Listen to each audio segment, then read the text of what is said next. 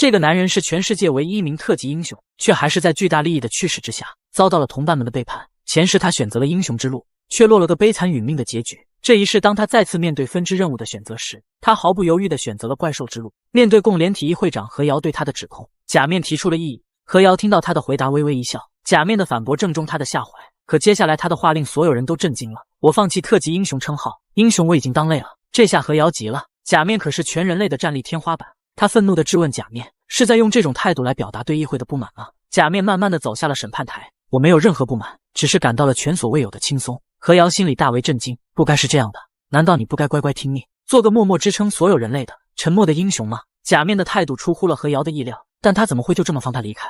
他愤怒地大吼，既然你连特级英雄的身份都放弃了，那这一身实力你也不应该保留。你之所以能有现在的实力，全是共联体将大部分资源都倾注在你身上的原因，所以你离开这里可以，但必须在我们的面前放弃自己所有力量。假面是全世界唯一一位14级英雄，也是唯一一个达到了10级以上的英雄。排名第2的何瑶也仅仅只有9级，可就是这一身无人能敌的力量，假面却说放弃就放弃了。他没有任何犹豫地举起右手，一股强大的能量在他手中聚集，这股能量越来越庞大，整个议会厅都被这股力量充斥，旁边的议员们都感受到了前所未有的压迫感，就连排名第2的何瑶都要用尽全身力气才能抵抗住自己向他下跪的冲动。假面冷漠地看着在场的众人，既然你们想要，那我就还给你们。说着，一道蓝色光柱冲天而起，瞬间就冲破了大楼，照亮了整片夜空。见到这一奇景的路人们不明所以，还以为又有王级怪兽降世了，赶紧跑去了避难所。而这道光柱整整持续了10几分钟，假面的力量才全部散完。此时的何瑶露出了阴险的笑容，失去了力量的假面已经变成了普通人，只要他离开了这里，死期就已经不远了。可何瑶却没想到，摘下面具的假面露出了清秀的面庞，他的本名叫做萧秋。当他散尽了全身的力量之后，便被传送到了 F 级秘境。此时的他感慨万千，他已经快忘了 F 级秘境长什么样子了。记得上次来这还是刚刚觉醒成为职业者那会，后来他进入的都是那种不在限定时间内攻略就会降临现实危害人类的无级秘境，不是人类无法生存的炼狱，就是连异界怪物都十分忌惮的星空彼岸。而面对的首领更是一个个不可名状的魔神。萧秋看着眼前的状态栏陷入了沉思，他十分好奇怪兽之路的选择最终归会导向怎样的结局，但他任务说明上写的变成无血无泪的怪物还令他隐隐有些期待。这时一个男人的声音打断了他的思考，他们是同样来攻略秘境的5人小队。小队队长看着萧秋赤手空拳没带武器，还以为他是一名靠肉体力量的武术家，但其实萧秋自己都没考虑好选择什么职业，毕竟远程、近战、输出、魔法、肉搏这些他都很擅长，而且人类现在很多职业路径都是他创造的。看着萧秋独自一人进入秘境，队长还以为他是对自己实力很有自信的高级职业者，最起码也是跟自己同样的3级，可萧秋却说自己只是1级，这话可惊呆了众人。1级觉醒者可能连队伍里的2级治疗者都打不过，来到这种3级秘境难道是来送死的吗？萧秋却沉声说道，放心，我不会给你们添乱的。那名队长冷冷地对他说，既然你要找死，那我们也不拦着了，只是到时候遇到危险可别指望我们会帮你。可萧秋面对嘲讽却毫不在乎，只说自己绝对不会妨碍他们攻略的。随后5人小队开始攻略秘境，他们实力不俗，配合默契，面对秘境中的1、2级小怪，一切攻击都显得游刃有余。这时一个女生走到了萧秋的身旁，她叫燕倩倩，是队伍里的2级治疗者，因为根本没人受伤，所以她与萧秋闲聊了起来。她叫萧秋不要怪刚刚队长说话冲，毕竟像他这种新人很容易就会触犯一些秘境中的错误，一不小心可是会死的。萧秋自然不会怪罪他，相反他还有些欣慰，因为比起从前，现在的职业者确实是进步了许多。听到萧秋的话，燕倩倩愣住了，你年龄虽然看起来很小，但说起话来怎么和电视上那些共联体的大人物一样。不过你说的对，自从英雄假面开始推行加强对职业者培训的政策之后，低级职业者的死亡率真的直线下降，也正因如此，现在人类之中才能诞生出更多的优秀职业者。听到这话，萧秋没有任何欣喜，整个人依旧是面无表情的样子。就在这时，一道锋利的爪子就朝着燕倩倩刺来，燕倩倩毫无察觉，但萧秋反应极快，一把拉起了她，将她整个人护在了怀中。巨大的爪子狠狠地砸在了地面上，发出了轰的一声巨响。这是一只体型巨大，身上还泛着紫色荧光的暗影蜘蛛，看起来十分可怕。作为曾经的特级英雄，虽然现在萧秋仅有1级觉醒者的实力，但却丝毫不惧。他伸出左手，准确地抓住了蜘蛛的腿部关节，这是暗影蜘蛛腿部最脆弱的地方。他用力一掰，只听咔嚓一声，直接将他的蜘蛛腿掰断了下来。接着他手握蜘蛛腿，没有丝毫的犹豫，一下就朝着暗影蜘蛛刺了过去。这一下直接精准地刺在了他的眼睛上，暗影蜘蛛顿时发出一声刺耳的嘶鸣，随后便缓缓软倒在地上。众人震惊地瞪大了双眼，好出神入化的身体掌握能力，这就是武术家职业路径吗？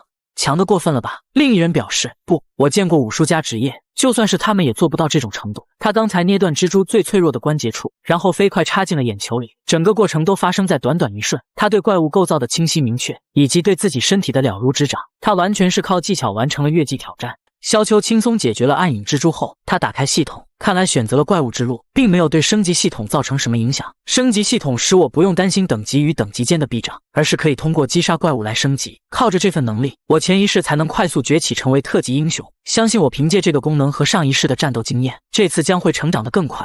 这时，大刀男走了过来，敢独自越级挑战秘境，小兄弟果然非同常人，是我看走眼了。谢谢你救下了燕倩倩，等任务结束后，结算的奖励不会少了你那份的。萧秋回道，举手之劳而已，在秘境中互帮互助是应该的。又解决了一波蜘蛛怪后，众人终于来到了洞穴深处。长枪男笑道，这场景果然有首领战的感觉啊，不知道这个首领击杀后身上有没有值钱的材料，我倒是比较期待这个首领看管的宝箱里有什么好东西。听说现在首领的尸体都能卖个好价钱，一个解剖怪物的解剖师赚的可不比我们职业者少。就在几人交谈间，一阵猪腿撞击墙壁的哒哒声突然从洞穴深处传来，众人急忙拿出武器准备战斗。下一秒，一只通体泛着红光的巨型蜘蛛出现在众人面前，大刀男率先冲出，我来吸引火力，大家全力输出。说着，他迎着正面袭来的猪腿一刀就砍了过去，其他人则绕到侧面攻击或者进行远程输出。燕倩倩则是在后方治疗队友。萧秋侧身躲开一击，低级秘境的怪物几乎没有智力，只要配合得当，很快就能解决。正如萧秋所料，在几人默契的配合下，没过多久，巨型蜘蛛嘴中就发出一声尖锐的嘶鸣，接着便轰的一声倒了下去。大刀男十分高兴地走了回来，哈哈，你们看，只要我们配合得当，完全可以无伤攻略3级秘境。萧秋却是眉头微皱，3级秘境？可是系统之前明明提示这是一个4级秘境。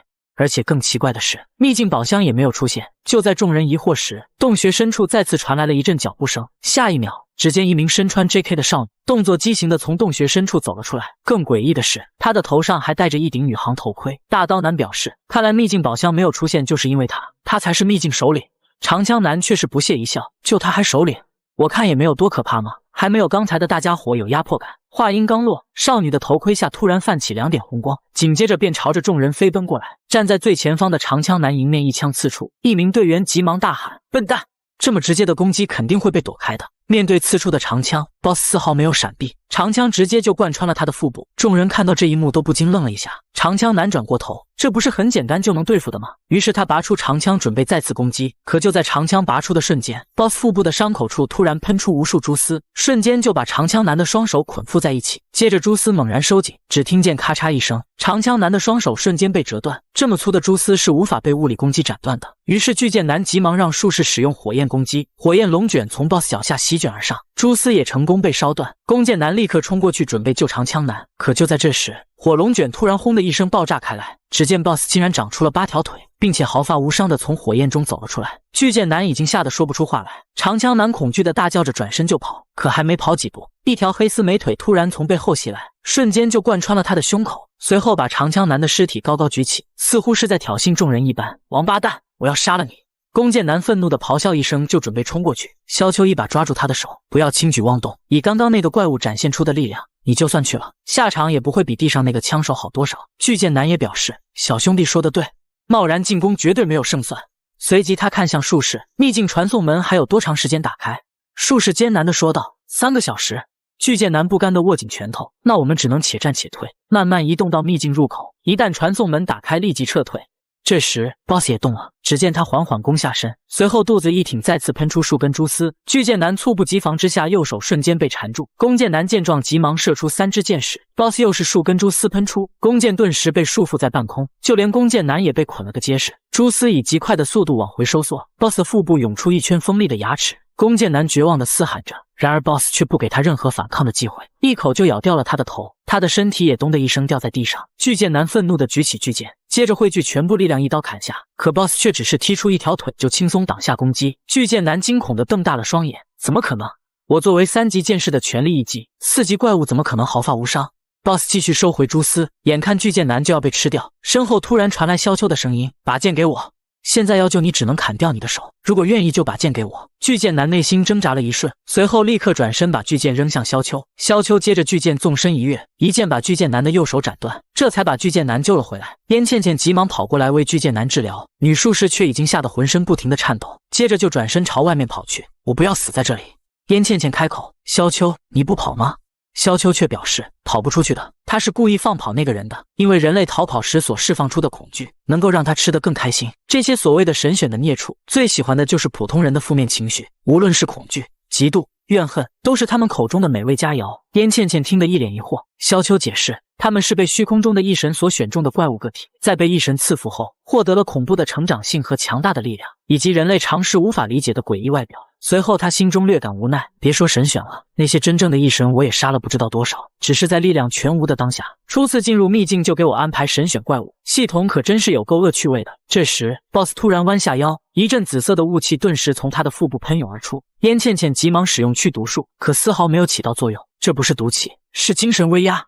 不一会儿，几人便在雾气中逐渐失去了意识。BOSS 正准备收网时，突然惊讶地转过头，一道身影缓缓从雾气中走出。你是不是很迷惑？我为什么没有像其他食物一样倒下？虽然我现在没有了力量，可我的精神和灵魂依然是13级，你的威压是不是太弱了一些？此时，一股远比神选 BOSS 更加凶厉恐怖的气息从萧秋身上缓缓释放出来，他的身体也在迅速发生变化。必须得感谢你一下，要不是你把这些人弄晕，我还真没办法认真打一场。作为区区神选，同时也是第一个见到这个形态的存在，你应该感到骄傲。该说不说，这怪物形态也太他妈帅了吧！随后，萧秋双手杵地，摆出一个标准的起跑姿势。他缓缓呼出一口气，下一秒，地面陡然炸裂，萧秋的身影以肉眼难以察觉的速度瞬间掠过 BOSS 的身体。待看清时，萧秋已经在 BOSS 身后数米开外，并且手上还握着一条黑丝美腿。他随手把腿扔掉，除了太长之外，确实是一条好腿。心还表示长他不好吗？ BOSS 转身朝着萧秋喷出无数蛛丝，可蛛丝还没碰到他，身后再次传来了萧秋的声音：只有这么简单的招式吗？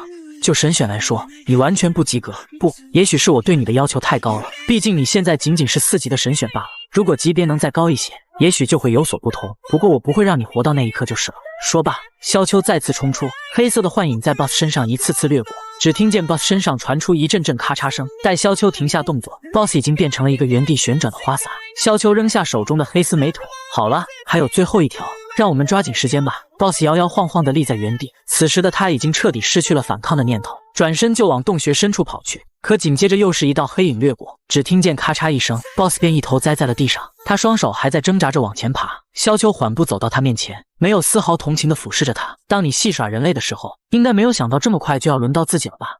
死吧！话音落下，萧秋抬脚一脚踩下，轰的一声，宇航头盔顿时爆出一堆番茄酱。系统提示音随之响起：4级秘境朱母孵化之巢攻略完成，任务奖励发放，诛魔之族。秘境攻略完成，幸存者将自动传送出该秘境。回归现实世界的燕倩倩仍然感觉像做梦一样。从精神威压的昏迷中醒来后，我们就都被传送出了秘境。队长因为重伤被紧急送医了，而我和术士姐姐因为没有受伤各自离开了。可是始终都没有见到萧秋，他该不会死了吧？正在他担心之时，一个熟悉的身影出现在他面前，这不正是萧秋吗？攻略秘境后，萧秋被传送到了大河城。他本想找个房子落脚，可是房租太贵，一室一厅的出租房每月都要3000联盟币。因为上一世在人类社会生活的时候，基本都有人照顾，而且对抗魔物的时候又完全用不到钱，所以对钱和各种事情都没有概念。想要在人类社会中自立，多少有点不适应。正在他发愁之时，旁边突然传来燕倩倩激动的叫声。他见萧秋正在找住处，所以提出可以让他先住自己家里。随后，燕倩倩便带着萧秋来到了自己家。门口的奖章吸引了萧秋的注意。燕倩倩表示，这是我爸爸退役后的奖章，他也是一名超凡者，而且还是一名军人。他是5级近战职业者，可长久以来的战争让他受了很多伤，生命力已经损耗太多，所以退伍下来没多久就走了。萧秋又问起他的妈妈，可燕倩倩表示，妈妈在生妹妹的时候就难产去世了。萧秋眼底流露出一丝同情，可燕倩倩的心态却十分乐观。随后俩人便进了大门。正当燕倩倩为萧秋介绍居住情况的时候，燕倩倩的妹妹燕千柳坐着轮椅出来了。她对姐姐把一个刚认识的男人带回家的行为表示很反感，说着便生气地转身回了房间。燕倩倩急忙向萧秋解释，千柳比较怕生，而且今天是她崇拜的假面大人的审判日，所以才会这样。萧秋没想到自己的粉丝还挺多的，回到房间后的燕千柳开始疯狂怒怼网上辱骂假面的网友，于是就只有萧秋和燕倩倩俩人吃饭。吃着燕倩倩做的饭菜，萧秋不禁想起以前在边境的日子，当时别说米饭了，吃的都是没有任何调味的怪物肉，简直就像在吃金属一样。但那时总觉得只要能为了人类抗击黑暗，再难以下咽的食物也会变得可口起来。可就在这时，门外突然传来了剧烈的敲门声。混蛋东西，以为躲在里面就没事了吗？信不信一把火把你们烧死？听到这个声音，燕倩倩下意识地握紧了拳头。是凯江投资公司的人。面对凯江投资公司的宋才哲和土井健三郎，燕倩倩语气坚定地表示自己是绝对不会卖掉这栋房子的。土井冷笑一声：“燕大小姐，你还真是不明白现在是什么状况啊？你的队伍今天好像被打散了吧？听说死的死，伤的伤，连队长都随时会咽气的样子。”随即他眼神猥琐地盯着燕倩倩的丰满处，舔了舔舌头。现在你最大的依仗都没有了，还要拿什么负隅顽抗呢？燕倩倩气得一阵咬牙，随后土井伸出5根手指，再给你们5天的考虑时间，5天后如果不愿意乖乖配合，那就别怪我们不客气了。只要答应将这块地交给我们公司开发，10万联邦币立马会打到你名下的账户上。燕倩倩顿时又气又怒，之前不是说300万吗？怎么突然变成10万了？土井表示，地产市场可是一天一个价格，这是很正常的事情。这时，房间里的萧秋缓步走了出来，土井推开燕倩倩，朝萧秋走过去：“男朋友吗？看不出来，竟然还是喜欢老牛吃嫩草的那一款。”随后他故作友好地伸出手：“初次见面，鄙人土井健三郎，是凯江投资公司的保安队长，请多多指教。”萧秋也伸出手掌，燕倩倩急忙大喊：“小心！”土井是精神方面的术士。然而此时两人的手已经握在了一起，土井的表情顿时变得狰狞，立刻释放出精神力朝萧秋的意识攻去。萧秋也没有阻挡，任由他的意识进入自己的精神世界。土井脸上露出一抹狞笑，等我进入他的精神世界，他的脑袋就会像脆弱的豆腐一样裂开。随即他哈哈大笑起来，最近心情不错，就把他弄成个脑震荡，让他躺上10天半个月好了。可他突然发现有点不对劲，平时一瞬间就到了，今天是怎么回事？下一秒，他震惊地瞪大了眼睛，看着眼前一望无际的海洋，他顿时愣住了。这难道是他的精神世界？一个人类怎么可能拥有这样程度的精神力？不行，我得离开这里。想着，他立刻就准备掉头回去，可迎接他的是一个巨大的海浪。土井瞬间被淹没，他拼命挣扎着，我和他根本不是一个等级。就在这时，海洋深处一对猩红的双眼陡然亮起，土井立刻就被吓得崩溃了。怪物啊！而现实世界里，土井此时已经完全失去了意识，整个人瘫倒在地上。见状，一个壮汉就要冲上去对萧秋动手，旁边的宋才哲一把拉住他：“动动脑子吧，土井都这样了，难不成你比土井还要厉害？能将土井一下击晕在地，他的实力肯定很强，恐怕不只是2级的精神职业者，甚至有可能是3级。”说着，他蹲下身把昏厥的土井扶起来，然后扛着土井十分不甘地离开了。敢对我们的人出手，绝对不会这么简单就结束的。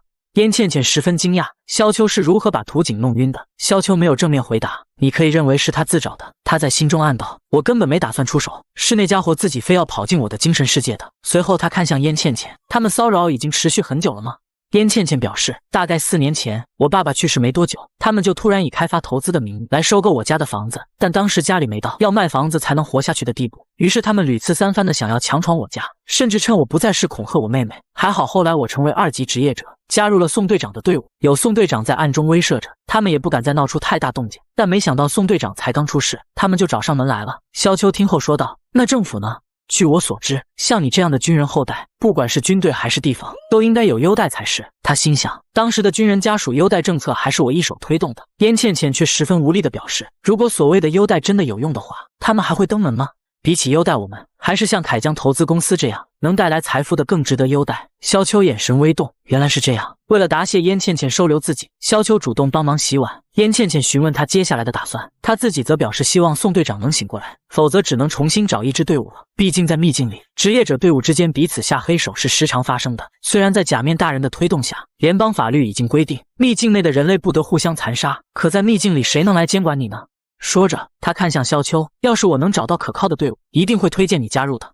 萧秋嗯了一声，可他心里却十分清楚，从踏上怪物之路的那一刻起，就只能是自己独自一人走下去了。就在这时，系统提示框突然弹出，是一个讨伐4级秘境的任务。虽然对萧秋来说并不具有挑战性，但是会有意想不到的好处。任务要求独自一人完成。萧秋通过系统传送门绕过了官方申请和检测，直接进入了4级秘境七叶者长廊。刚抬头就看见2只3级的猩红石像鬼矗立在长廊中央，感受到入侵者，石像鬼身体顿时发出一连串的噼啪声，眨眼就苏醒了过来。萧秋却是不急不慢，石像鬼这种魔物皮糙肉厚，还是天然的魔法不敏感体，不管是物理职业还是魔法职业，都对他挺头疼的。要是燕倩倩的斩钢队碰上这家伙，估计也是伤亡惨重。只可惜你们遇到了我。这时，两只石像鬼已经挥舞着利爪飞到了萧秋面前，可下一秒，他们的脖子就被一双巨爪狠狠掐住。正是瞬间变身怪物形态的萧秋，他的双手陡然发力，两只石像鬼的脑袋瞬间就被硬生生扯了下来。随后，萧秋来到长廊尽头的大厅里，伴随着灰尘散去，数十只石像鬼的眼睛也接二连三的泛起红光。萧秋却是淡淡的勾了勾手，一起上吧。随着他话音落下，密密麻麻的石像鬼立刻将他包围起来。萧秋单手撑地开始蓄力，紧接着只听见轰的一声炸响，他的身影已经化作一道红光掠上高空。萧秋顿时犹如狼入羊群般，一出手便有一只石像鬼坠落。面对萧秋死神般的疯狂屠戮，眨眼的功夫就只剩下一只石像鬼。他双手抓着石像鬼的翅膀，石像鬼全身颤抖着转过头。原本不具备感情的石像鬼，在此刻竟然生出了极度恐惧的情绪。可萧秋却没有丝毫怜悯，双手一用力便将石像鬼撕成了两半。就在这时，他身后突然传来一声沉重的落地声，紧接着一股远超猩红石像鬼的可怕气息顿时扩散开来。手持长矛的4级力士石像鬼 BOSS 终于出现了。萧秋冷冷开口，作为魔物，却有着人类的躯体和样貌，这种外表只会让我杀你的欲望更加强烈。说着，两道身影同时掠出。没过多久，长廊的大门被人一脚踹开，一支已经做好战斗准备的职业者小队迅速窜入大厅中。可映入眼帘的却是一片狼藉。一名队员开口：“队长，你不是说这个秘境才出现不到12个小时，我们是第一支进入的小队吗？”“是啊，检测局的人可是和我保证过，在我们进来之前，秘境入口一直是被封闭的。”一名女队员看着地上石像鬼的尸体，惊讶地说道：“好像在我们进来之前，这里来了一个不得了的家伙。你看这2块碎片之间断裂的纹路，这种参差不齐的纹路，一般是近战职业者使用钝器造成的，但一般钝器敲击的碎片不会这么大，所以我怀疑这个石像鬼是被人硬生生撕开的。”听到此话，队长顿时震惊地张大了嘴巴：“手撕石像鬼，这怎么可能？”这时，另一人也不敢置信地指着不远处的一根石柱说道：“队长，我对此毫不怀疑。”众人闻言，下意识顺着他手指的方向看去，只见身体残破的力士石像鬼 BOSS 已经失去了气息，并且被人钉在了石柱上。此时，大和市秘境检测局的领导已经气炸了，至少已经有7支队伍向我们反映，在进入秘境后发现秘境已经被前人攻略一空，这说明了我们的严重失职，有人瞒过了我们的监测，没有登记就进入了秘境中。一人表示：“这不是好事吗？反正那些秘境早晚都是要被人清理的。”听到这话，领导更是气得一拳砸在桌子上，往大了说，整个联邦乃至全人类的安全都将受到危害。如果未登记者进入秘境，只是消灭魔物那还好，但如果有人故意设伏，在秘境中埋伏讨伐队伍呢？你们新生一辈没有经历过检测局未建立时的野蛮年代，当时进入秘境伤亡最大的原因，并不是与各种魔物对抗，而是自己人手上的那把刀。好了，说回正题。根据文件显示，秘境被潜入的最初发生地点是一处4级的石像鬼秘境，而根据之后6次被潜入的秘境等级可以分析出，潜入者的实力应该在4级巅峰或者5级。他在扫荡了那么多秘境后，他所获得的战利品不可能每件都用得到，严密监视大和市及周边的职业者交易市场，一旦有消息立即回报。而此时另一边，大和市职业者交易市场里，萧秋刚刚卖掉了一批秘境材料，他心中暗道，看样子东西又卖便宜了，不过那些材料对我来说用处不大，只要完成系统的任务，我就可以不断变强。这时，身后突然传来一个熟悉的声音，原来是燕倩倩为了给妹妹凑治疗费，把父亲的长刀飞鸦拿出来卖，可老板却表示这把长刀已经十分破旧，只是一件废品，只能微信转账300块。看着父亲遗留下的佩刀竟然被说成是废品，燕倩倩心里十分难过，但为了妹妹也没有其他办法了。就在这时，萧秋走了过来，他用系统扫描了一下这把长刀，竟然是一件特殊装备，而且还沾染过一名魔神的血液。于是他立刻表示要买下这把长刀，然后把刚刚卖材料的钱全部给了燕倩倩。反正这笔钱本来就是打算给他做房租的，直接给他的话他很有可能不收。燕倩倩恋恋不舍地抚摸着长刀，飞鸦是爸爸留给我的最后一件东西了，还请你善待它。萧秋疑惑，既然如此，为什么要卖掉它？燕倩倩解释，是因为当年的大碎者事件，10级魔兽大碎者出现在大和市，无论是军队还是职业英雄，面对大碎者都是瞬间被灭。父亲也是在那场事件中丧生，最后仅仅是在现场清理出了飞鸦。而大碎者最恐怖之处在于他释放的辐射，凡是靠近大碎者的普通人都在一瞬间变成了一滩脓水，而千柳是被最边缘的辐射笼罩住了双腿，所以他现在必须定期接受高阶职业者的治疗，否则辐射蔓延就会变成一滩血水。而我也放弃了和爸爸一样的近战职业，选择了存活率更高的治疗职业者。萧秋不禁心中一叹，最后是把我从前线调回来才解决掉的。虽然仅仅只用了一拳，但那时大碎者已经在大河市肆虐了10几个小时，一只如此不堪一击的怪物，竟然会对普通人造成那么深远的影响，所以我才那么讨厌魔物。就在俩人准备回家时，2名检测局的人也来到了交易市场。走吧，一定要找出这个秘境小偷。而此时另一边，家中的房门突然传来一阵剧烈的敲门声，独自一人在家的千柳顿时大惊失色。凯江投资公司的人一脚踢开大门，千柳虽然坐在轮椅上，可手持木刀的他眼中却没有丝毫怯懦。他愤怒地朝着李荣启一刀砍下，可李荣启轻易就躲开了，他的身体也重重摔在地上。李荣启冷笑着上前一脚踩住木刀，随后便让小弟们进屋搜查萧秋和燕倩倩，还让他们把房间里的物品全都砸了。可此时萧秋2人还在回家的路上，于是李荣启安排小弟在外面守着，等萧秋2人回来就开垃圾车冲进院子里。回到家的燕倩倩看到眼前的惨状，愤怒的浑身颤抖起来。燕倩倩让萧秋把千柳推回房间，自己去收拾外面凌乱的物品。可就在这时，一辆垃圾车突然撞倒围墙冲了进来，一股恶臭瞬间充斥整个院子。燕倩倩也被垃圾倒了一身，开车的小嘎嘎十分嚣张的回头一顿嘲讽，接着便扬长而去。愤怒到极点的燕倩倩阴沉着脸回了房间。千柳转头看向萧秋，这个世界究竟有没有正义？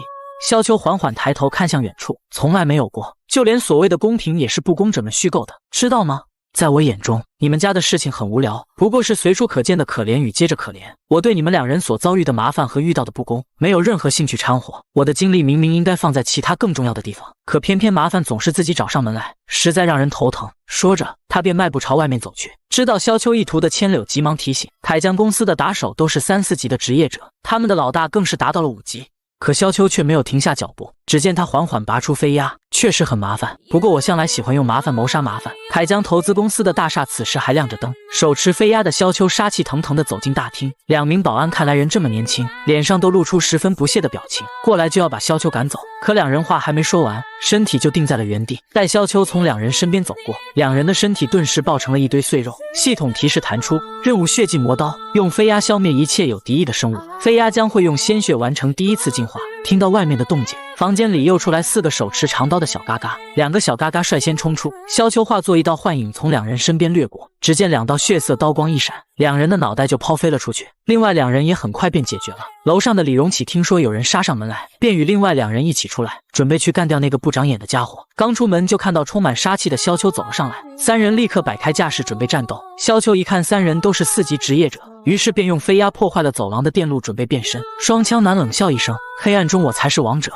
说着，他的双眼陡然变成绿色，可出现在眼前的却是一个浑身散发着魔物气息的怪物。就在双枪男愣神之际，萧秋已经化作一道残影消失在原地。他正准备开枪，飞鸦的却已经贯穿了他的胸口。听到声响的李荣启急忙转身，看到的却是举起长刀的萧秋。他慌忙抬起巨斧抵挡，听出不对劲的黄毛迅速凝聚出一根巨大的冰锥，朝着声音传来的方向射去。萧秋转身单手挡住冰锥，手掌一用力就把冰锥给捏爆了。接着他猛地转过头，只听见咔嚓一声，黄毛的脑袋就被拧了下来。李荣启愣愣看着这一幕，可还没等他回过神来，一抹刀光已经掠过他的脖子，他的脑袋也随之飞了出去。此时剩下的3个小嘎嘎已经吓得没有了半点反抗的念头。就在萧秋收割了3人后，一声大喝突然从楼梯上传来，一名腰间挂着一柄细剑的独眼男从楼梯上缓步走下。他仔细打量着萧秋，像你这样介于人类和魔物之间的东西，放在全世界也是第一次发现，卖出去的话就完全能弥补你造成的损失了。而萧秋也看出来，眼前这个男人是一名6级职业者。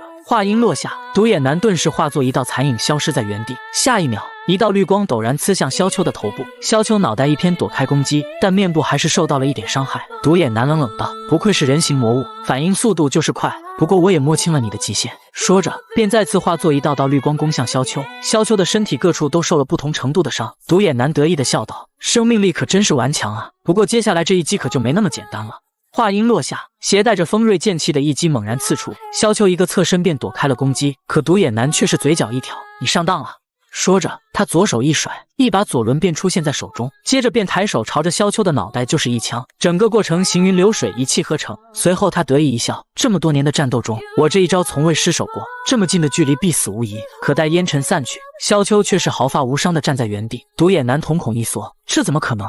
萧秋看着一脸不敢置信的独眼男，淡淡开口：“细剑19式，以你的等级能将这招打磨到这种程度，是下了苦功夫。不过这套剑术在被我创造出来的时候，就已经立下了只能用于正义的规矩，难道你在学习的时候不知道吗？”独眼男不屑地说道：“这明明是假面创造出来的招式。”还有消灭像你这样的魔物，不就是正义吗？萧秋冷冷道：“那么那些因为你而家破人亡的人类，也是不正义的吗？”独眼男却表示，人类社会是不停发展的，凡是阻碍这个世界向前的东西，不管是魔物还是人类，就是罪恶，就是不正义。说罢，他再次朝着萧秋冲了过来。这时，萧秋的背部却突然长出8根锋锐的骨毛。独眼男不可思议地瞪大了眼睛。不过，作为一名6级职业者，他的反应也极为迅速，立刻侧身躲开了一根骨毛。可架不住骨毛有8根呢，8根骨毛化作残影，同时刺出。只听见轰的一声，独眼男就被死死钉在了墙上。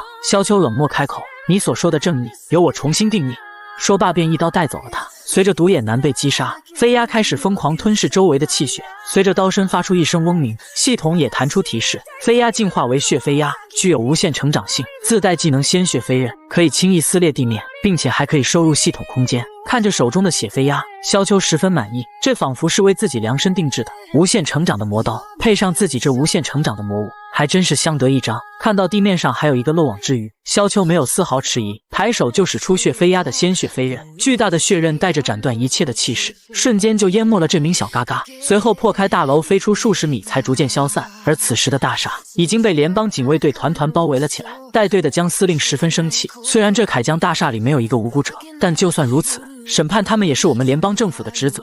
越俎代庖，就算有10万个理由，也要受到应有的惩罚。就在这时，满身鲜血的萧秋从大厦中缓步走了出来。萧秋屠戮了整个铠江公司后，被带到了大合城的城防军专属监牢。属下向司令汇报，萧秋对自己袭击铠江投资的事供认不讳，但只知道姓名，其他任何信息都查不到，并且监测局最近在追查的一个可以绕过监测局直接进入秘境的秘境小偷也是他。根据燕倩倩的描述，他是与自己原先的小队探索秘境的时候，结识了突然出现在秘境里的萧秋，这与其他斩钢队幸存者的口供一致。而萧秋之所以会大开杀戒，是因为听闻铠江投资试图恶意收购燕倩倩居住的地皮，于是仗义出手。随后，江司令和监测局的亚瑟局长决定亲自去审问萧秋。江司令刚进门，萧秋便看到了他胸口挂着的假面勋章，脸上不禁露出十分怀念的表情。可江司令却没想那么多，鉴于你所犯下的罪行，你应该知道自己将会迎来怎样的结局，要么直接被判处死刑，要么被编入赎罪营去退魔前线。杀掉足够多的魔物就能重新回到人类世界，但江司令心里却很清楚，但凡被编入赎罪营的，就根本没有活着从战场上回来的可能。萧秋淡淡开口：“原来对于你们而言，在退魔前线战斗是一种刑罚吗？”他心里不禁更加失望。如果是这样，即便我有再多反人类的罪行，我在那里所经历的一切，也该把我的罪行洗刷得干干净净了。江司令心中一惊，听你的语气，你去过退魔前线？江司令继续追问，可萧秋却没有回答。江司令眼神微动，有资格去退魔前线并且能活下来的职业者极少，只要比照着照片，一定能查出他的身份。于是两人开始借题深入。这么说来，我们还有点缘分。我和亚瑟局长都曾驻守过退魔前线。亚瑟表示，老夫在前线待过接近10年，也算是老资格了。要说比我资格还要高的，就只有假面这些第一批建立退魔前线的英雄了。江司令摸了摸胸口的假面勋章，自豪地说道：“我以前也是在假面大人手下战斗过的，不过也只是远远地跟随在那位大人的身后。”见萧秋一直不说话，亚瑟忍不住一拍桌子，怒喝道：“既然你在退魔前线待过，那应该明白，我们人类有现在的和平局面，实属来之不易。在和平的环境下，暗流涌动，稍有不稳定的地方就会跌入深渊。尤其是在假面被联邦一毁。”他没有继续说下去。所以你明白了吗？你所掌握的那种可以瞒过监测局进入秘境的方法，一旦流传出去，将会引起社会动荡。萧秋仍然没有说话。虽然你身上有诸多秘密，但这样不合作的态度在联邦政府面前，只是以卵击石，螳臂当车罢了。希望你能好自为之，坦白从宽。如果被押送到联邦首府，那么等你的就不是我和亚瑟局长这样温和的做派了。说完，两人便离开了。萧秋这才抬起头，联邦首府吗？我倒是很想再回那个地方看一眼，不过看来暂时不太可能了，因为系统提示框已经出现在他面前。主线任务：大会者在转生。几年前的大会者其实并没有死亡，而是残存在人们体内的感染辐射。如今他将重获新生，距离大会者重生还有72小时。任务目标：消灭新天灾大会者。萧秋心中感慨万千，虽然大会者是天灾级魔物，但并不意味着等级一定很高。他们中强的高达13级，弱的只有7、8级。其实不用系统提示，我也知道大会者会卷土重来，因为这一切已经是上一世发生过的事情了。就在我被审判后没多长时间，大会者就找到了一名曾经的感染者作为宿主重新降世，而当时刚刚经历完审判，被押送去前线的我又立刻像牛马一般，任劳任怨的来解决这场危机。虽然大会者还没来得及造成太大危害就被我一拳轰碎了，可我依旧遭受了一堆口诛笔伐。在一浪高过一浪的声讨中，上一世的我不得不再次站出来，在全体民众面前又一次接受审判。致歉，但这一世世间再没有叫做假面的英雄，而只有我萧秋，所以那些人的死活又和我有什么关系呢？联邦首府几名高层正在讨论如何处置萧秋，其中一人十分生气，提出必须给予萧秋最严厉的处决，因为铠江公司是他在大和市的摇钱树。虽然对于他来说重新扶持一个白手套并非难事，可是这段空缺时间里将会是很大的损失。可何瑶却表示将萧秋送到退魔前线，比起这件事，他更在意的是为什么还没有假面的消息。不除掉假面的一天，他这一会长的位置始终坐不安稳。下一项议题，由于退魔前线和诸多高级秘境的压制松懈，魔物具现化的事件比上个月增长了 32%， 这是自联邦建立以来第一次出现增长。这个数字令众人震惊不已。何瑶十分头疼，没有了假面，这群家伙什么都做不了吗？这才只是第1个月而已。其中一名议员表示，当时是不是把假面逼得太过分了？可刚开口就被何瑶阴厉的眼神吓得不敢再说。于是何瑶决定抽调城防军去填补缺口，同时尽快把萧秋送到新城，正好杀鸡儆猴。另一边，大和市城防军大楼外，一名女兵将燕倩倩俩人送了出来，告诉他们调查已经结束了，但后续还需要他们出庭做证人，指控萧秋穷凶极恶的罪行。听到此话，千柳愤怒地握紧了拳头。穷凶极恶？他明明是在惩罚那些该死的人间渣子，那些渣子迫害了不知多少人。如果说穷凶极恶，他们才是穷凶极恶的最终极。女兵哑口无言。这时，江司令走了出来：“你说的很对，那些人的确迫害了不知多少家庭，每个人都是该杀之人。但就算他们应该被千刀万剐，也是该由我们去审判，而不是私自去裁决。”千柳反驳道：“那为什么你们没有去审判？就像太阳一样，世界上总有光暂时驱散不走的黑暗，那我们就要忍受这股黑暗。世界总归是要有人做出牺牲的，难道我们连反抗黑暗都不行？”江司令眼神变得阴冷：“你们私自的反抗是不义的。”千柳终于忍不住心中的怒火，愤怒地大喊道：“如果连反抗都是不对的，那这个世界的存在本身就是个错误。”回到家的千柳情绪十分低落。如果世界上有太阳照耀不到的地方，那么就由我去照亮。说着，他颤颤巍巍地从轮椅上站起身。如果太阳永远照耀不到黑暗的角落，那太阳也没有存在的必要。这时，返回家中的燕倩倩不可思议地瞪大了双眼。可她还不知道发生什么的时候，千柳却是缓缓伸出手：“姐，快跑！”说着，他的右手突然长出无数藤条向燕倩倩袭去。另一边，城防军大楼会议室里，江司令召集了各地军官，正准备讨论抽调的事情。可下一秒，他突然震惊地转身看向窗外，这个气息不会有错的，是大会者的气息。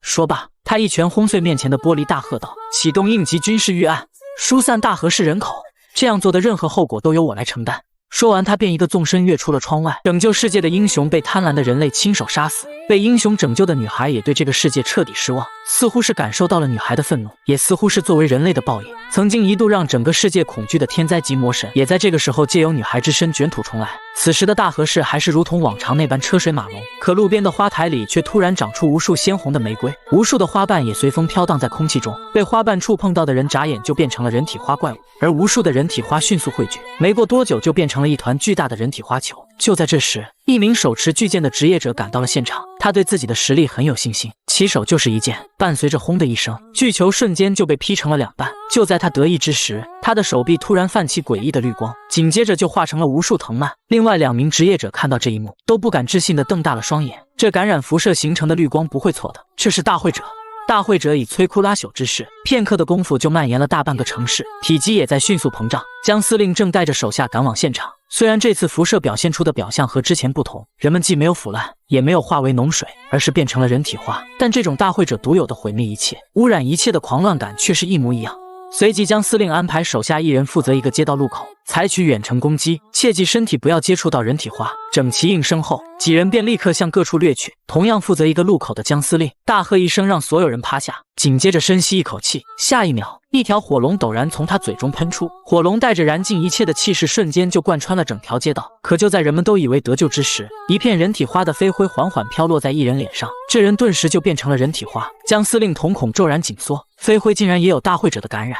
此时的大和市已经被无数藤蔓所覆盖，人体花肆虐，简直就是一个绿色的人间地狱。江司令对城防军下达命令，禁止使用一切火系力量，不要用任何火焰去对付大会者感染的字体，尽量不要让这些人体花的任何部件飞散出去。它的感染性极强，就算只是一小块碎屑，也会将普通人感染同化。亚瑟十分不解，为何大会者会卷土重来？江司令表示，大会者拥有不死性，就算被人消灭了，也只是表象而已。这种拥有不死性的魔物也是在前几年才发现的，因为太过稀少，所以鲜为人知。不过不死性也是相对的，没有真正的永恒不灭不死的东西。只要将不死魔物留下来的媒介完全铲除的话，再顽强的魔物也必死无疑。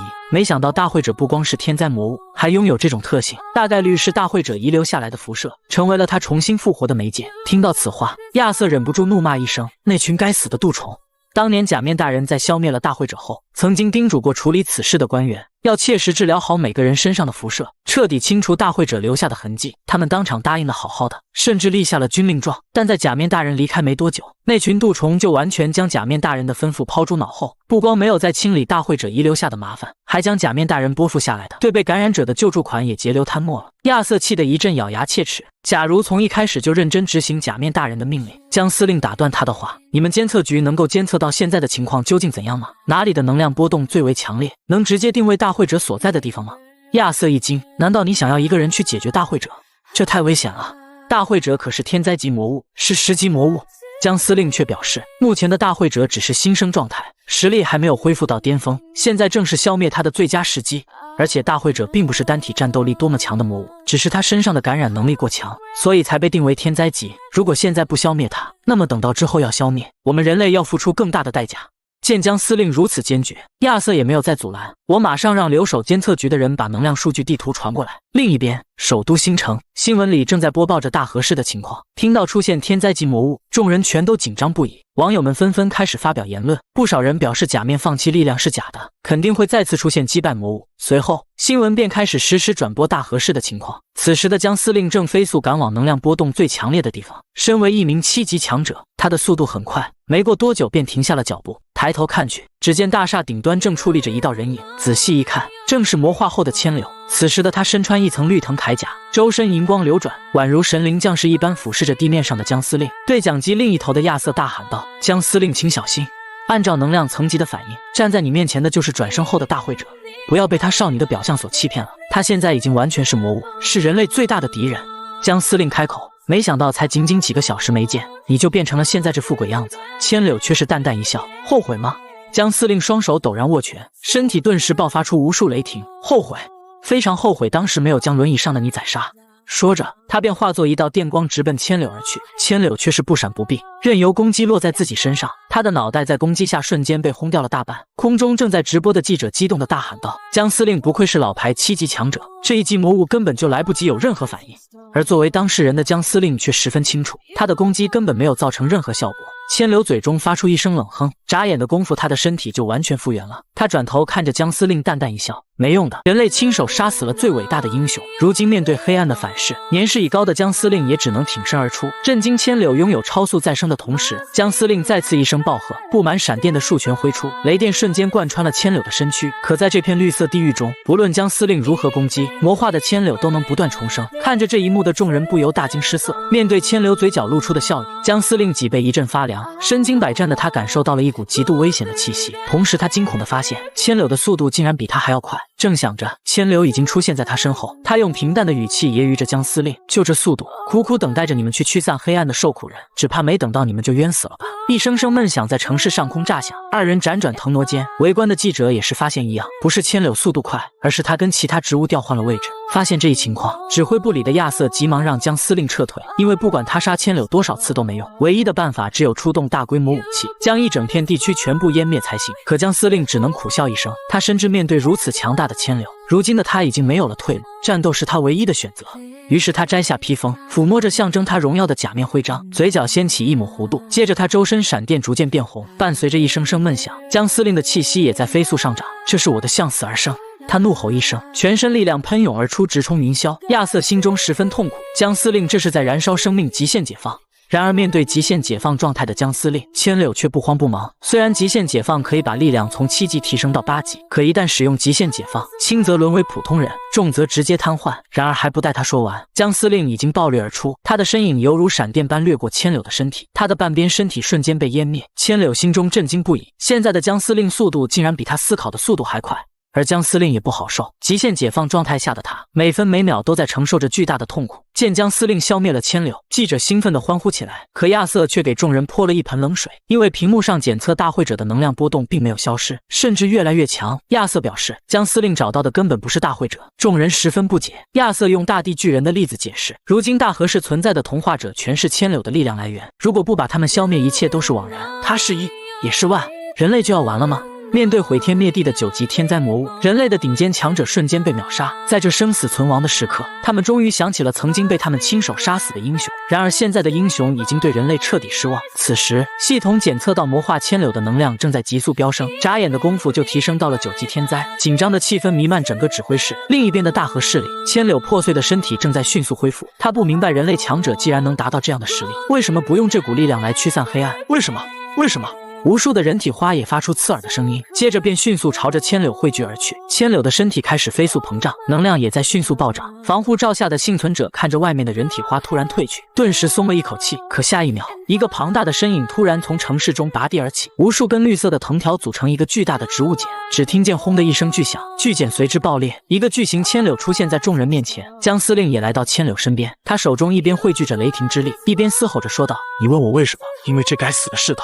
死亡从不新鲜，活着当然也没有新意。”说话间，一柄雷霆巨剑已经在他手中成型，下一秒他便暴喝一声冲向千柳。千柳见状，只是轻描淡写的抬起一只手去抵挡，可这股雷霆之力比他想象中的要强了不少，他的手掌也被逐渐贯穿。电视前的人们看到这一幕，顿时兴奋不已，立刻大声欢呼起来。可不断前进的雷霆之力却突然停了下来，并且再也无法前进分毫。千柳冷漠开口：“既然活着没有新意，那你就去死吧。”话音落下，被姜司令破开的藤条陡然收紧，接着便化为一只手掌捏住了他。姜司令奋力挣扎着，眼中满是不甘。千柳也不打算再给他任何机会，手掌陡然发力，姜司令的身体便化为无数花瓣飘散开去。看到这一幕，上一秒还在欢呼的人们此刻却陷入了绝望。直到这一刻，人们才想起曾经的英雄假面。社交平台上，网友们焦急地呼唤着假面，请求假面快出来救救他们。但殊不知，他们呼唤的英雄此刻正被关押在监狱中。听到监狱里发出的警报声，一直沉默的萧秋缓缓睁开了眼。终于出现了吗？另一边的首都会议室里，和瑶气的正在大发雷霆。他万万没想到，那些平日里冠冕堂皇的家伙，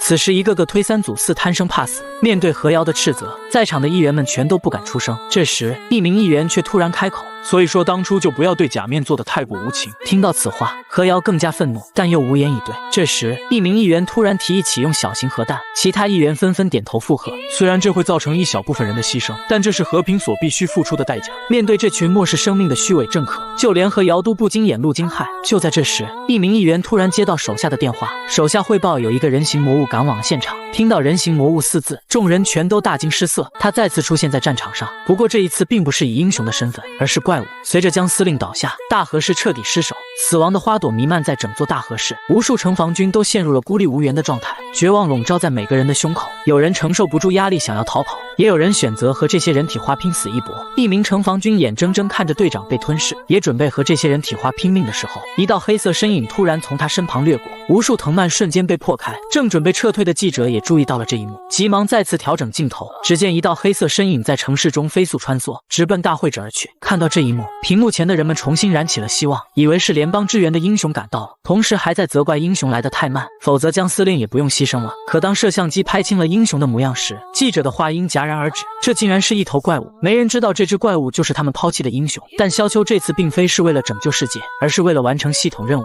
行进中，萧秋也感受到了新大会者的气息有些不一样。他上一世消灭的大会者是腐烂死亡，象征毁灭的气息，而这一次却是肆意生长的生命气息。没有悲伤，没有痛苦，所有生命都该沉沦在这股新生的喜悦中。如果说之前的大会者是纯粹的恶的话，那么这次的大会者就是恶上之恶。但萧秋也懒得管那么多，他只想完成任务，获得更强大的力量，以此来对付将来那些虚空中的可怕存在。另一边的千柳正在将自身的能量迅速朝着外围蔓延，他要创造一个没有悲伤、没有痛苦、没有不公的美好世界。他要让所有人都加入到他的极乐大家庭中。就在这时，他忽然感觉到城市南边的子民消失了一大片，他怒吼一声朝南边望去，刚好看到斩断无数藤蔓疾驰而来的萧秋。萧秋万万没想到，新大会者竟然是借助千柳的身体来转生的。可他手上的动作并未因此停下，依然不停斩断前方藤蔓，朝着千柳靠近。可千柳并没有认出变身后的萧秋，他只是奇怪这个怪物为什么没有被他同化，而且他的气息既不是人类也不是怪物。就在他愣神之际，萧秋已经跳到他的手上，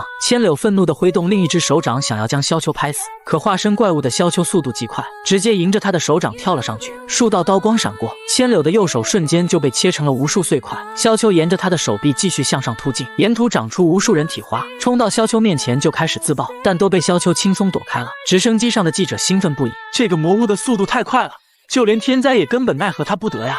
可与普通人兴奋相反的，屏幕前的职业者却是露出了担忧的表情。他不敢相信魔物怎么可能会有这种战斗技巧。战斗中每次与爆炸危险差之毫厘的躲避都是实力、速度、敏捷、洞察力这三者缺一不可。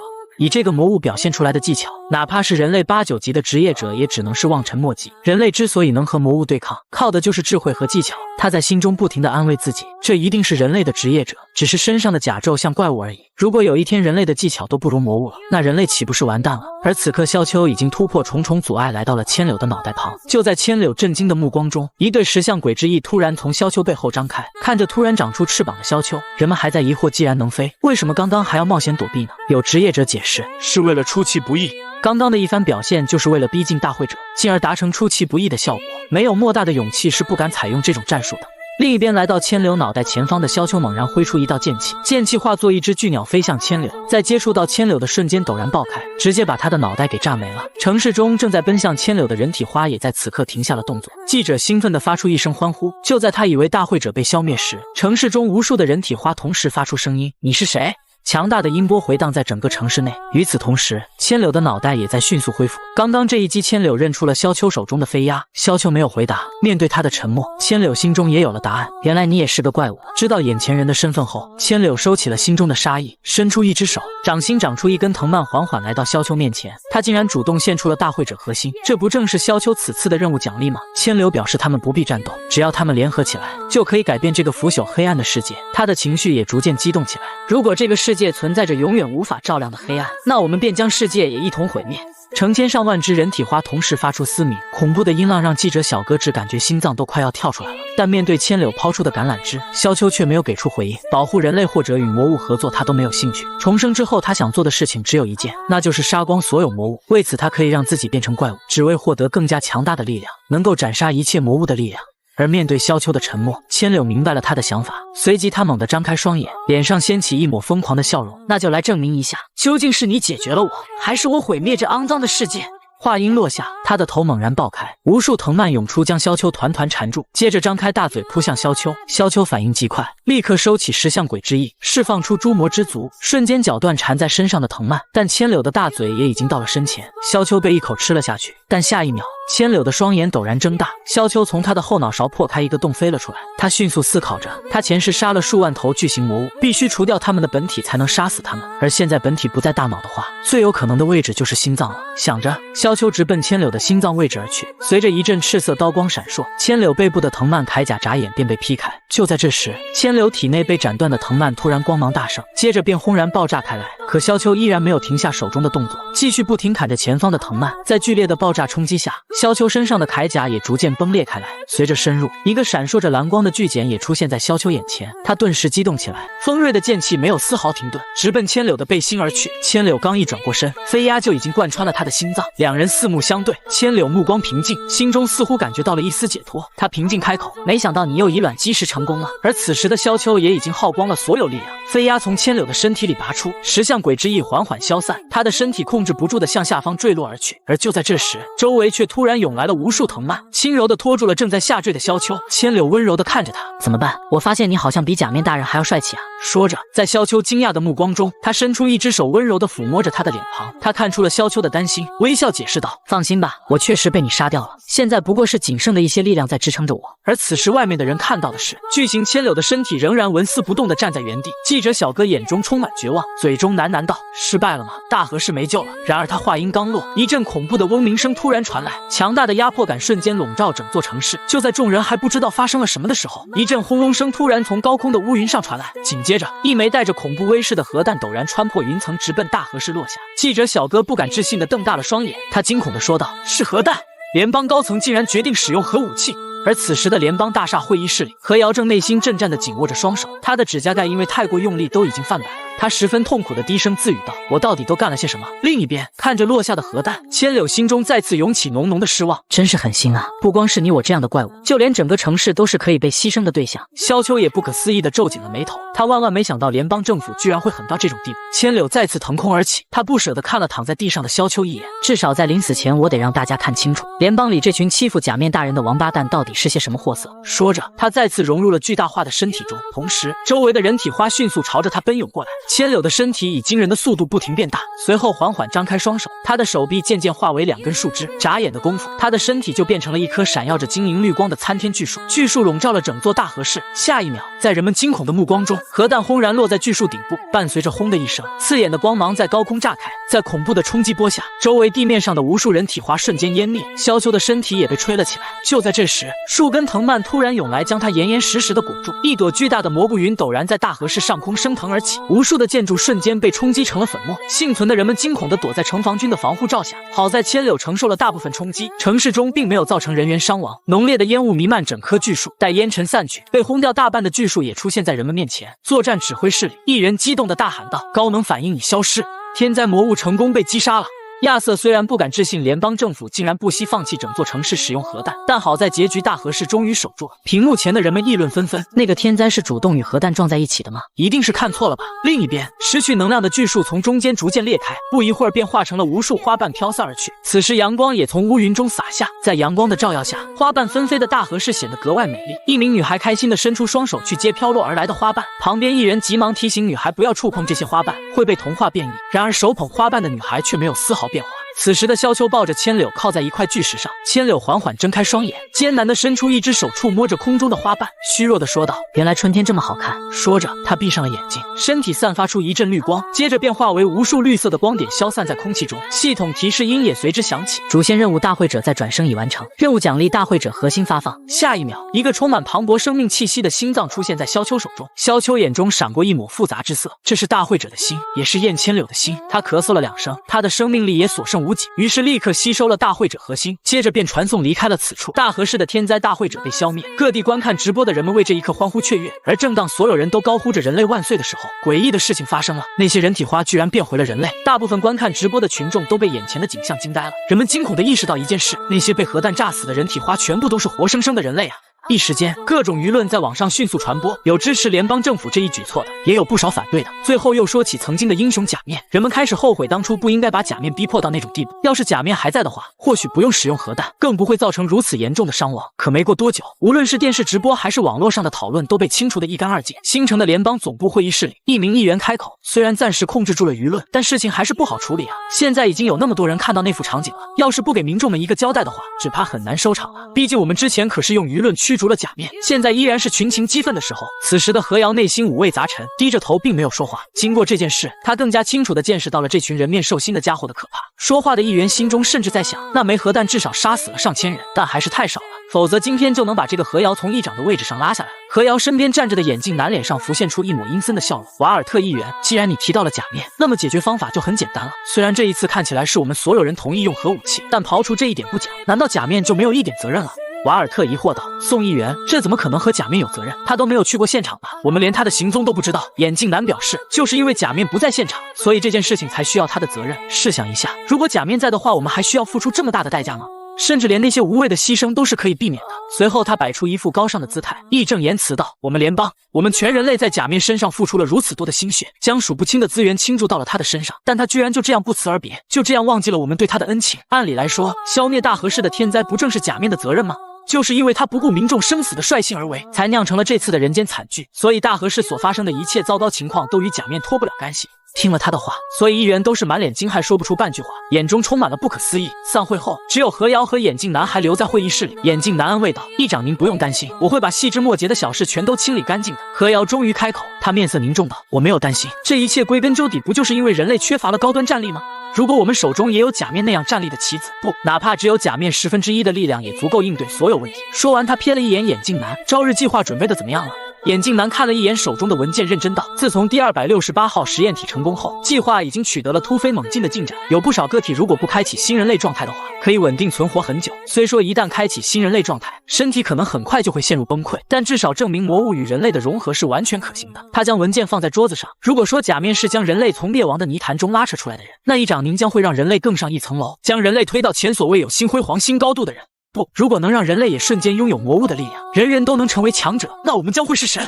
退魔前线是一片面积高达1000万平方公里的广土，在假面率军攻打这里之前，退魔前线看不到半点人类的气息，到处都是从秘境中出来的魔物。这些魔物不光活跃在魔域，同时也会不断出没袭击其他地区的人类，无数人类据点也因此被毁灭。所以这块土地还有另一个更为人恐惧的名字——祸源。一切祸乱的源头也是在假面横空出世后，才让人类重新踏足这片土地。他以势不可挡的手段，犹如天神的怒火般，将魔物的土地不断压缩，乃至到了今天成为了人类与魔物的前线。从朝不保夕到今天的快速发展，几乎都仰仗于那个如神怒般的男人。此时退魔前线的一处秘境外，几名职业者正忐忑地等待着他们的队长归来。随着传送门一阵闪动，一名手持长枪、白发金童的女人走了出来。一名队员暗暗心惊，最终首领为7级魔物的秘境，同为7级的他只身一人，竟然短短半个小时就通关了。这就是江林队长的实力吗？不愧是天才。江林扫了一眼，发现几人的表情都十分奇怪，于是便开口询问。其中一人紧张的支支吾吾道：“队长，有件事情要告诉你，大河市出现了天灾级魔物，魔物虽然被解决了，但是您的父亲江司令他在战斗中牺牲了。”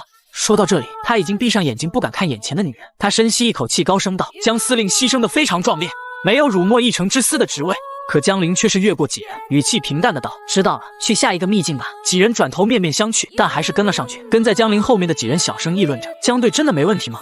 你又不是不知道，虽然江队的能力是操控雷电，但外号可是不动兵啊。”光头男闭上眼想了一下，那句是怎么说来着？摇头只需无心得，入水原来不动兵。队长也许情感都丢失了吧。听到几人的议论，走在前面的江林扭头冷冷道：“如果你们两个实在是闲得没有事情做，我可以申请把你们两人调进赎罪营。”两人顿时吓得浑身一激灵，立马立正大喊：“对不起江队，我们再也不敢乱说了。”没过多久，几人便来到了另外一个秘境传送口处。退魔前线的秘境生成速度远比其他地区要快得多，只有靠着江林这样的小队高频率的出任务，才能将不断生成的秘境数量压制下去。越是强力的小队，需要处理的秘境就越多。江林迈步便朝传送门走去，一人连忙开口：“江队，这一次用不用我们大家一起进去？我们已经很久没有和江队你一起进入过秘境了，我们都快变成啦啦队了。”江林却是转过头，眼神冰冷的道：“我可以认为你们这是瞧不起我吗？”黄毛吓得连忙摆手：“没有，这是绝对没有的事情。”随后江林便转身进入了传送门，看到江林的身影消失在传送门中，几人这才松了一口气。真是可怕呀！队长身上的气势简直就像是一只高阶魔物一般，只有像队长这样坚强的意志，才能年纪轻轻就有这种实力吧。放在古代这就叫道心。一人苦笑一声，要是说魔物，我倒是觉得我们的队长更像没有感情不知痛苦的魔物啊。这是一个石柱林立，中间还有着一个地下湖的洞穴。江林手持长枪走在湖边，手中长枪电蛇缠绕，随时准备爆发出强大的威力。可他突然停下脚步，眼前的一幕让他心中一惊，只见无数的魔物尸体遍布在前方的地面上。他喃喃道：“有队伍率先进来了。”此时江林仔细打量着这些怪物的尸体，他发现这些怪物的伤口似乎是同一把武器造成的。他眼神微凝，难道也和我一样是一个人进入秘境的吗？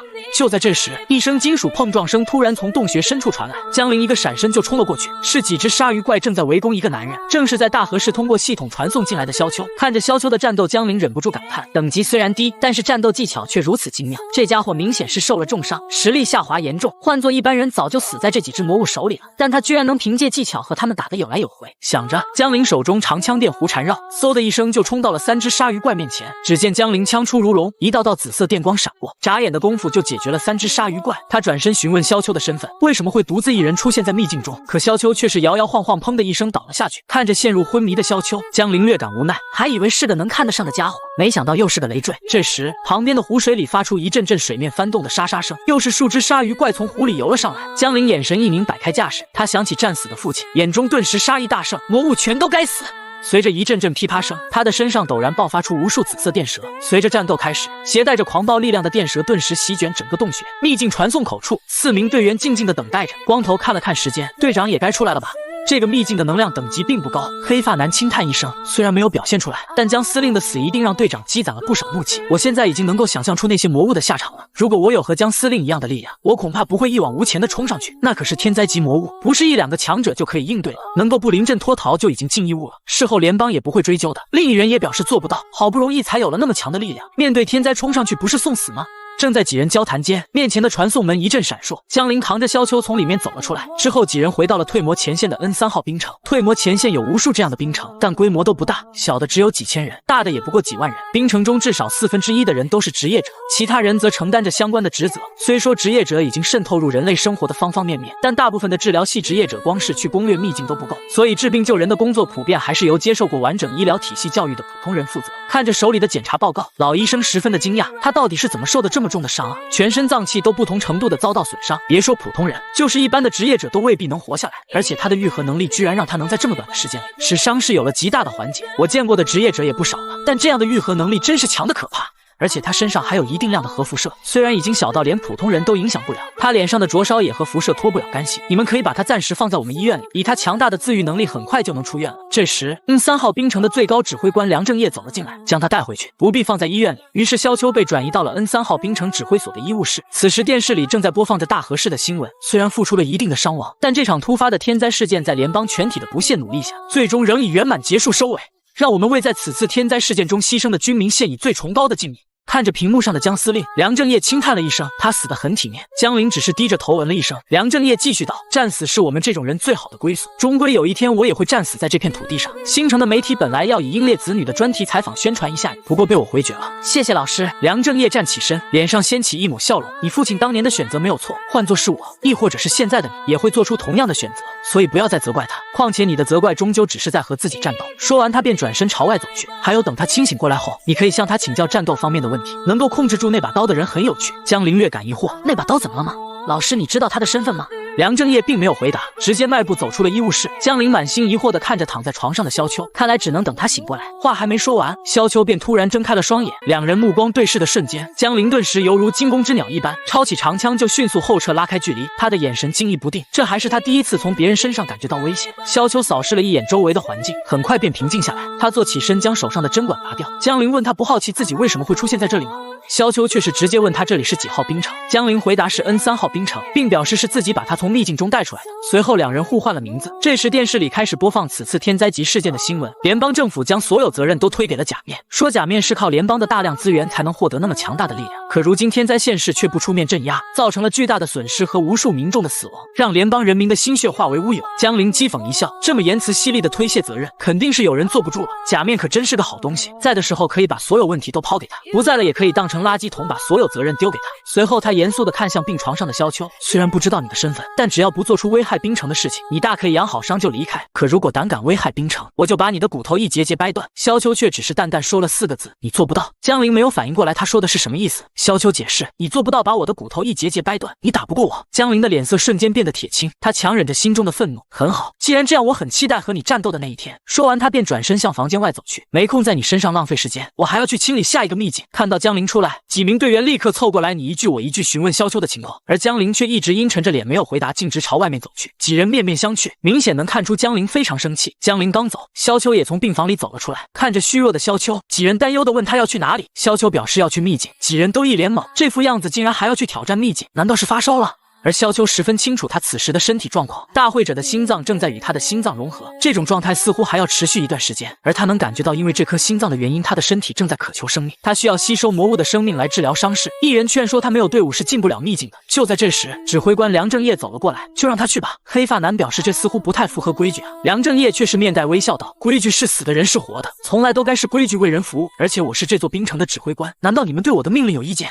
此话一出，几人顿时浑身一激灵，急忙表示没有意见。随即梁正业让他们4人中的2人去跟着江林，另外2人则跟着萧秋。另一边的江林已经穿好装备出发，2名队员也从后面追了上来。江林疑惑为何只有他们2人过来，2人表示是指挥官让他们分出2人去跟着萧秋的，他们还是第一次看到指挥官这么好说话，那家伙一定和指挥官有什么关系。江林也十分诧异，竟然刚清醒过来就要去清剿秘境。黑发男也表示从未见过这么拼命且自大的人，跟着他的那2人要受苦了。江林却没有苟同，这可不一定，或许他有自己的的打算。另一边的萧秋几人也出发了，黄毛十分自豪地向萧秋介绍着队长江陵。江陵的家族代代相传，对闪电有天然的亲和性。江司令就是他的父亲，他在12岁的时候就成为了1级职业者，13岁就直接跨越进3级，之后就被指挥官梁正业收为唯一的弟子。随后他又问萧秋是不是和指挥官有什么关系，这又是破例让他下秘境，又是给装备的。萧秋只能是一口否定，他当然不能说因为我是假面。黄毛略感失望，不过他也不相信眼前这个狼狈的男人能和他们的传奇指挥官扯上关系。听他说传奇2字，萧秋倒是略感好奇。黄毛解释，指挥官的眼睛看不见，但他靠着气味声波能在黑暗中清晰地感知到周围的一切。他的实力明面上是8级，但据说已经达到9级了。黄毛越说越起劲儿，俨然一脸的崇拜之色。而且他当年在退魔前线建立之初就和假面一起并肩战斗，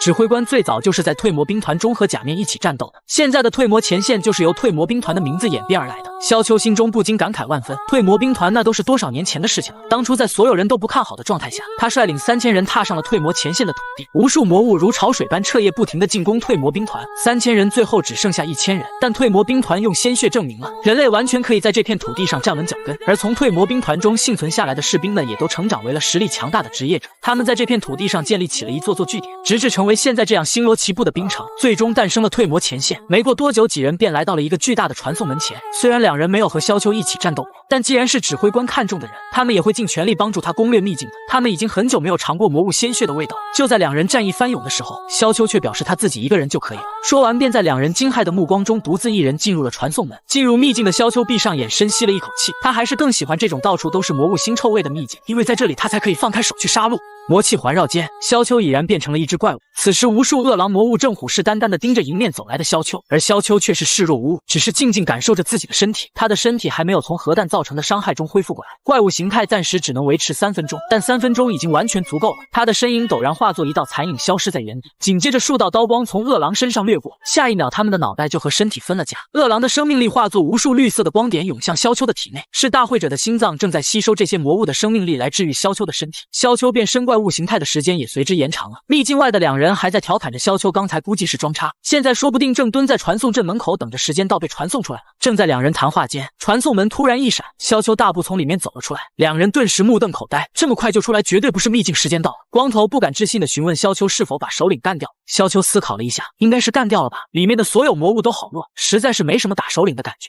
随即他拿出2颗巨大的尖牙，这应该是首领掉落的东西吧。2人震惊的话都说不清楚了，这才17分钟就解决了一个5级秘境，江队最快也要半个小时。这萧秋的实力差不多是江队的2倍。没有理会2人的震惊，萧秋直接朝远处走去。走吧，去下一个秘境。就这样，萧秋以雷霆般的恐怖速度扫荡一个又一个的秘境。另一边的江陵几人却是十分疑惑，这已经是他们赶到的第5个秘境，但都被人捷足先登了，而且从地面上的脚印来看，都是同一伙人干的。他们不禁想到了一起出城的萧秋，但他们可不认为萧秋能有这么恐怖的实力。难道 N3号兵城里来了其他兵城的强大队伍？总之回去打听一下就知道了。江陵虽然表面平静，但内心却升起了一丝怒意。我倒要看看是哪个胆大的家伙敢抢我的猎物。每支队伍归来后都需要给兵城管理处验证此行的收获，一方面是为了方便管理，另一方面是统计功劳，功劳可以在兵城中兑换奖励。江陵几人刚回来就看见萧秋3人在登记战功，工作人员满脸的不敢置信，什么？你们一天就清剿了17个秘境？虽然雷达显示这些秘境的能量反应的确消失了，但他还是不太敢相信。那怎么证明这些秘境是你们清剿的？光头立刻甩出一麻袋秘境首领掉落的材料，工作人员顿时就吓傻了。只是1天时间，就算是江陵也不可能啊！光头搂着萧秋的肩膀大笑道：“这位可是指挥官大人钦点的高手，这些秘境全是他一个人清剿的。”随后，工作人员恭敬地拿出一份委托书，是一个6级秘境。这本来是 N1号兵城的秘境，但他们已经在这个秘境中折损了2支小队，所以便委托了其他的兵城。萧秋十分爽快的就接下了委托，在他眼里5级和6级都差不多。光头十分上头，这种委托对萧大兄弟来说根本就是小菜一碟。不是我故意比较或说什么，萧大兄弟的实力绝对在江队之上。可他刚说完就感觉到背后一凉，这不就是江陵吗？光头急忙尴尬的强行解释了几句，江陵强忍着心中的愤怒，只是冷漠的看着萧秋，难怪你在病床上还有那种信心。说完他让工作人员把委托也给他一份，这次他倒要看看谁能先把秘境首领拿下。江陵离开后，光头咧嘴一笑，萧大兄弟，你已经把我们队长的好胜心完全勾起来了呀。萧秋却根本不在意，始终盯着手中的委托书，看到这个秘境他终于理解系统为什么要把他送到退魔前线来，同时也想起了前世在大会者事件后退魔前线发生的那件大事。而此时的黄毛似乎也想起了什么，这个男人的这张脸，还有这把刀。此时认出萧秋身份的黄毛第一时间跑到梁正业的办公室报告，这个叫萧秋的男人就是前几天在大河市屠戮了一整座公司的杀人犯。梁正业淡淡道：或许只是重名吧。大河市距离这里上万公里，一名被抓住的犯人怎么可能突然出现在退魔前线呢？黄毛却表示他已经仔细观察萧秋一整天了，他的样貌、体型和那把长刀都和照片上的犯人一模一样。大河市遭遇危机，监狱肯定乱套，他一定是趁乱逃出来的。虽然他也不知道萧秋是如何从万里之外来到这里的，但在这么多的巧合之下，就算结论多么不可思议，也一定是真相。梁正业表示他的分析有道理，明天萧秋和江林会进入秘境，等调查清楚，他会亲自前去。黄毛心中大喜，要是这个萧秋真是穷凶极恶的坏人，那他就是大功一件了。第二天一早，一行人便来到了这个6级秘境的传送门外。这次几名队员都纷纷表示要和江林一起进去。江林当然知道他们的想法，这个秘境里已经折损了2支队伍，他们是不放心他独自进入。虽然嘴上没说，但他心里还是很感动的，于是答应了几人一起进入秘境，但要求他们不可以插手，这是他和萧秋之间的较量。黄毛没有着急进去，他看了一眼远处，眉头微皱，指挥官大人明明说会来呀，为什么没来呢？不过现在不是思考这个的时候，于是他也迈步进入了传送门。这是一条一眼望不到尽头的狭长隧道，一阵阵阴冷的寒风不断从深处吹出。小帅抬起双手，手掌上散发出点点白光。片刻后，他表示这里的温度、湿度都正常，空气中也不含有毒成分。2名队员担忧地说道：“这样狭窄的空间，如果碰上强大的魔物，的确很难对付。要是魔物成群袭来，连跑的地方都没有。”2人话音刚落，隧道深处就传来一阵窸窸窣窣的声音，几人顿时绷紧了神经，紧张地看着里面。片刻后，无数双猩红的眼睛出现在众人视野中，几名队员不禁面露惊色。天哪！这么多的魔物，这就是6级秘境的难度吗？而且这种环境里为什么会出现鳄鱼啊？不等众人多想，密密麻麻的鳄鱼魔物已经冲到了他们面前。江林迈步走到最前面，手中长枪缠绕着无数紫色电蛇，发出一阵刺耳的噼啪声。随着魔物不断靠近，他缓缓举起长枪，其上雷电也更加狂暴。雷光！随着他一声大喝，一道粗大的紫色雷光带着洞穿一切的气势，陡然从枪尖上迸发而出，雷光充斥整条隧道，瞬间就淹没了所有的鳄鱼魔物。随着烟尘逐渐散去，隧道里再次恢复了平静，仿佛之前的魔物根本没有出现过一样。光头兴奋地握着拳头，只一击就消灭了这么多魔物，队长真是太厉害了。江林淡淡道：“只是场地适合罢了，正好将魔物都聚集在了一条直线上。”光头一拍萧秋的肩膀，笑道：“江大兄弟，江队长这次是火力全开呀，你要想胜过他可是困难了呀。”萧秋没有说话，这完全就是江林单方面的争强好胜，他对这种比试压根就没兴趣。随后几人继续朝隧道深处前进，可走了10多分钟，仍然没有遇到第2批魔物，仿佛所有的魔物都在之前被消灭了一样。一人将耳朵贴在墙壁上：“你们有没有听到什么？”几人疑惑地转过头，表示什么都没有听到啊。然而下一秒，整条隧道突然剧烈震动起来，众人急忙转身看向隧道深处，沉重的轰隆声也越来越近。片刻后，一条血红色的巨型鳄鱼魔物出现在众人视野中，其背上的鳞甲直接把隧道顶部都撞得碎裂开来。几名队员顿时吓得完全丧失了战斗的意志，他把整个隧道都塞满了呀！这样的怪物根本无法对抗，早知道就不进来了。江林十分疑惑，他们怎么会吓成这样？下一秒，他突然意识到什么，随即仔细看了一眼这只魔物，这个魔物竟然自带精神威压，不过这样的小把戏对我是没用的。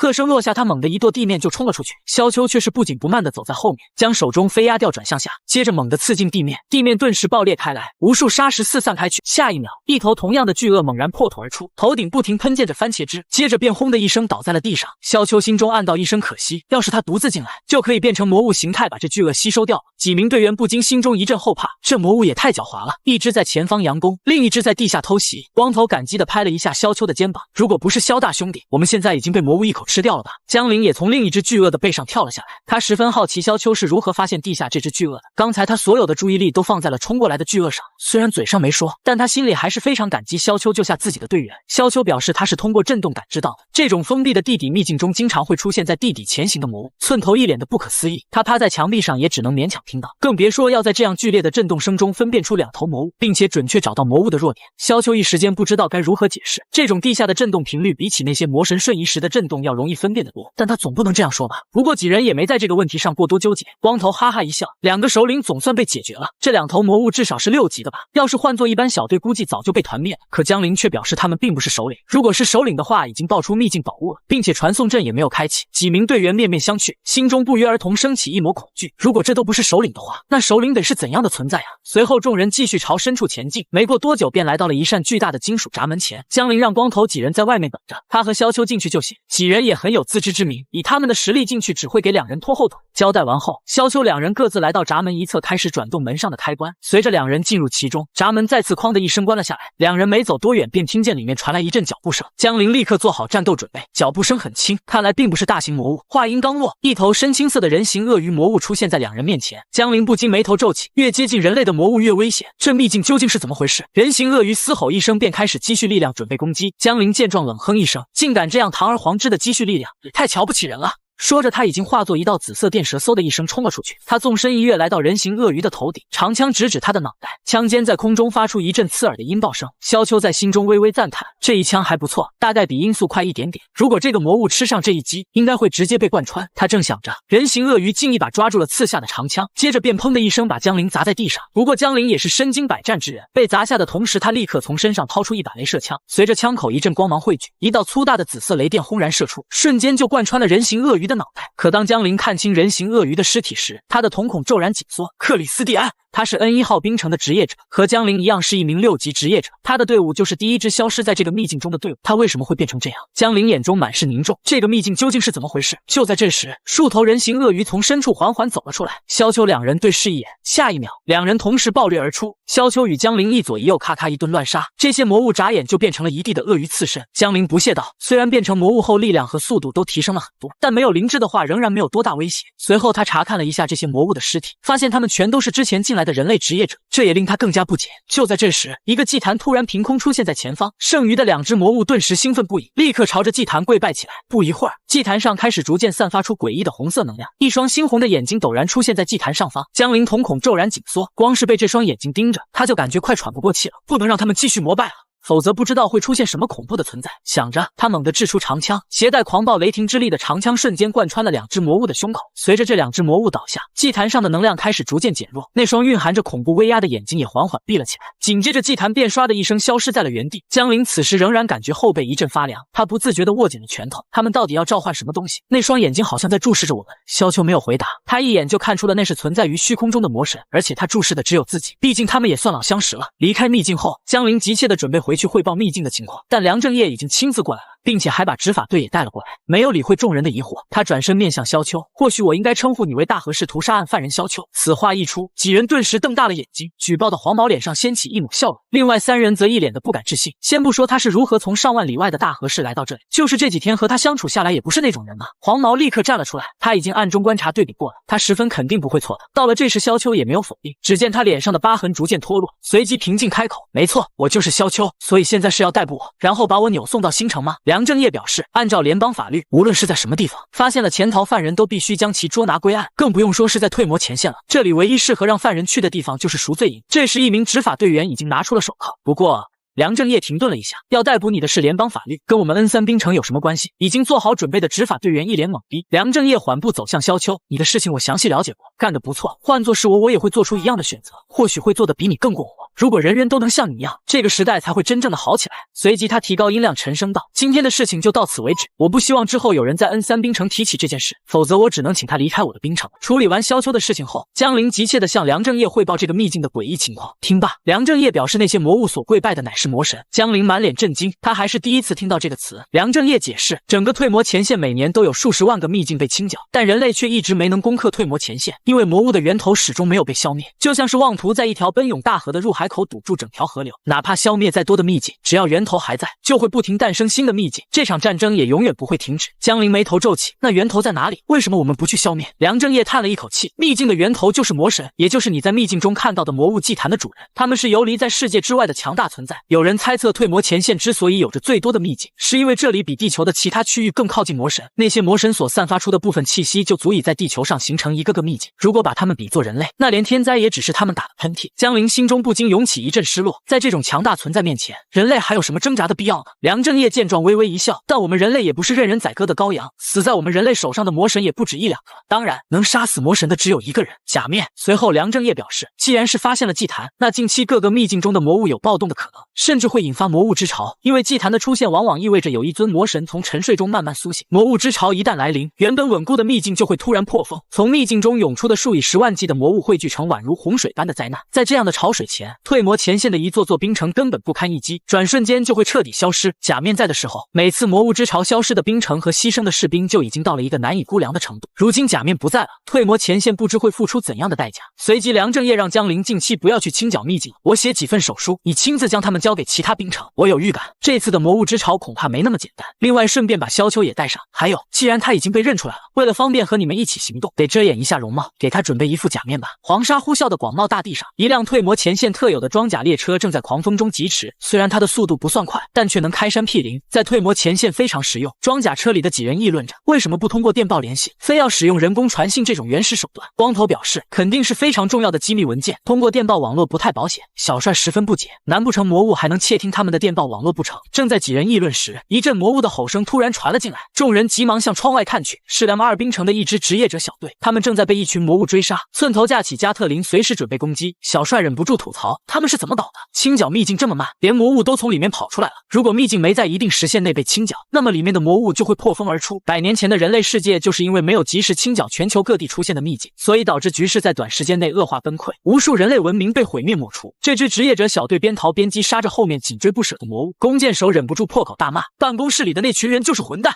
这么多魔物破风而出，他们竟然毫不知情。这些魔物至少是4级，我已经杀了30多头，魔力已经快要用完了。他刚准备抽剑，却发现剑矢也已经用完了，只是片刻的火力松懈，一只魔狼就扑了上来。就在这时，远处突然传来砰的一声，这只魔狼瞬间被爆了头，几人顿时兴奋不已，是援军。可还没等他们松一口气，装甲列车上又是砰砰几枪，目标竟然是他们的车胎。吉普车顿时爆胎翻倒在地，几人眼中充满了愤怒和疑惑。可就在这时，一只魔鹰突然从天而降，一爪就扑在了吉普车的前方，紧接着就被一枪打爆了脑袋。几人这才反应过来，装甲车上的人是在救他们，要是他们按照之前的速度继续前进的话，估计已经死在魔鹰的爪下。萧秋几人在前往 M2兵城送信的过程中，遇到一支职业者小队正在被魔物追杀，几人跳下列车就朝魔物冲了过去。被救下的刀疤男焦急大喊：“不要过去啊！他们的数量太多了，你们对抗不了的。”可接下来的一幕却让他愣住了，只见萧秋和江陵冲入魔物群中，就是一顿咔咔乱杀。片刻的功夫，所有魔兽就全被消灭干净了。那3名职业者一个个目瞪口呆，为首的那一男一女也太强了吧